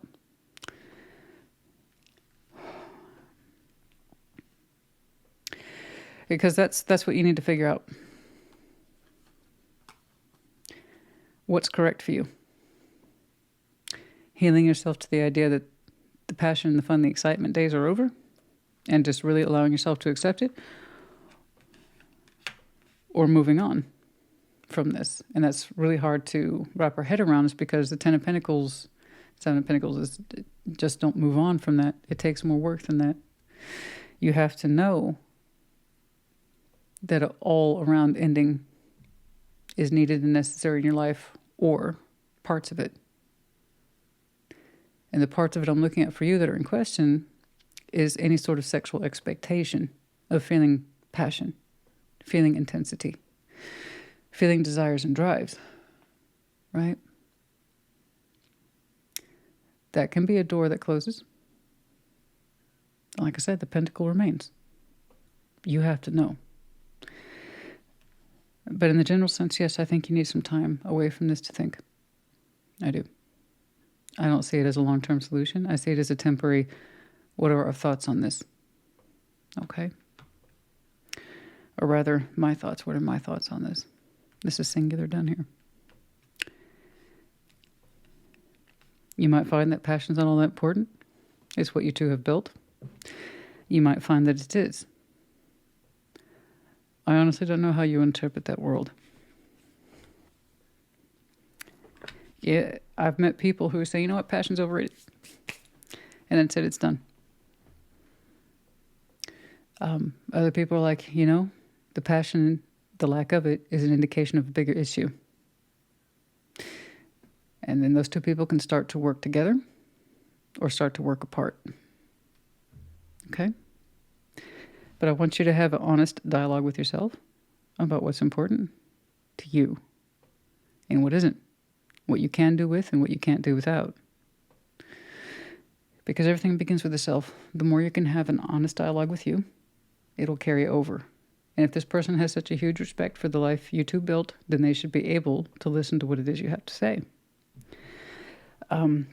Because that's reassuring, but I can also tell you it's not going anywhere. They get warmth from what was built, not necessarily the passion. You, I suspect, it would mean more to you if it was more available. Okay? Oh, goodness. Don't worry, yours isn't the only one like this. You know? It really isn't. I wish I could see more for you. I can't. We'll check up on you next week, although I may not see a continuation of this. But I do hope I see some relief for you on the subject in some way as well. Goodness gracious.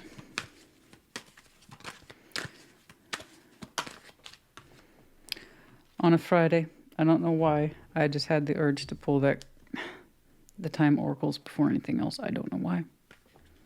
On a Friday. What's important about a Friday? I don't know. Last Friday, next Friday? I don't know. Maybe take a little break there.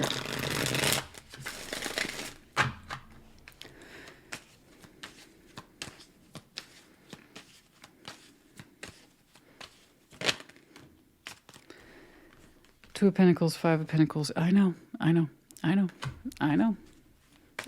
I see it. You're in between worlds. It's kind of like if you choose letting passion go, then you feel like you are abandoning parts of yourself where your passion and ignition and intimacy are important to you. Or if you let this world go, then that's a whole foundation you co-created with somebody. Either way, it speaks to abandonment. Either abandonment to a big part of who you are, or your life with someone else. So that's why it's all the more necessary for you to take some retreat time, sort things out for you, take it back to home base, and have a discussion. Intuition. Six of Cups, Four of Pentacles.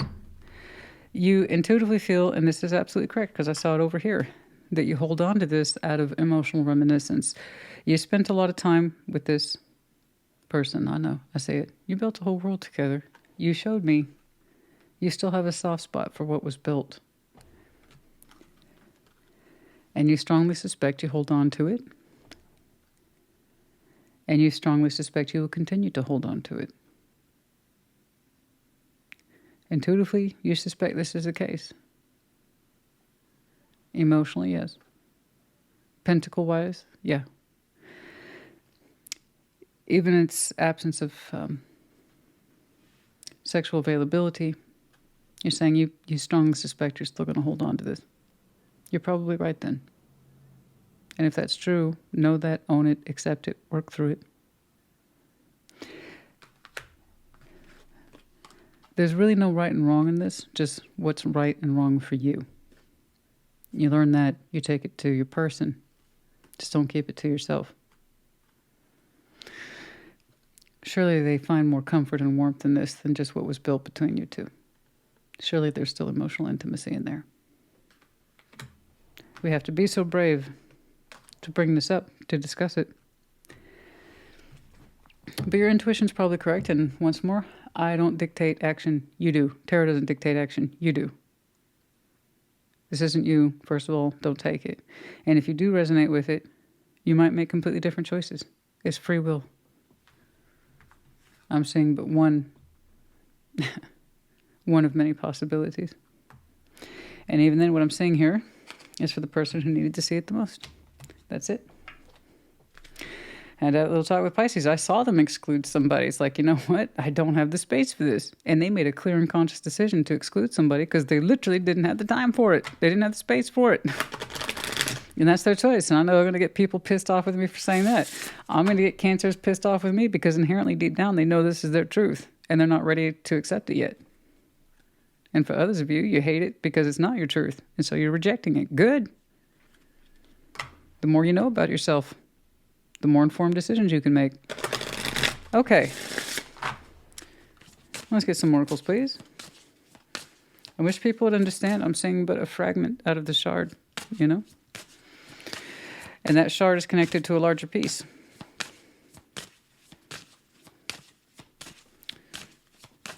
So many stories out there.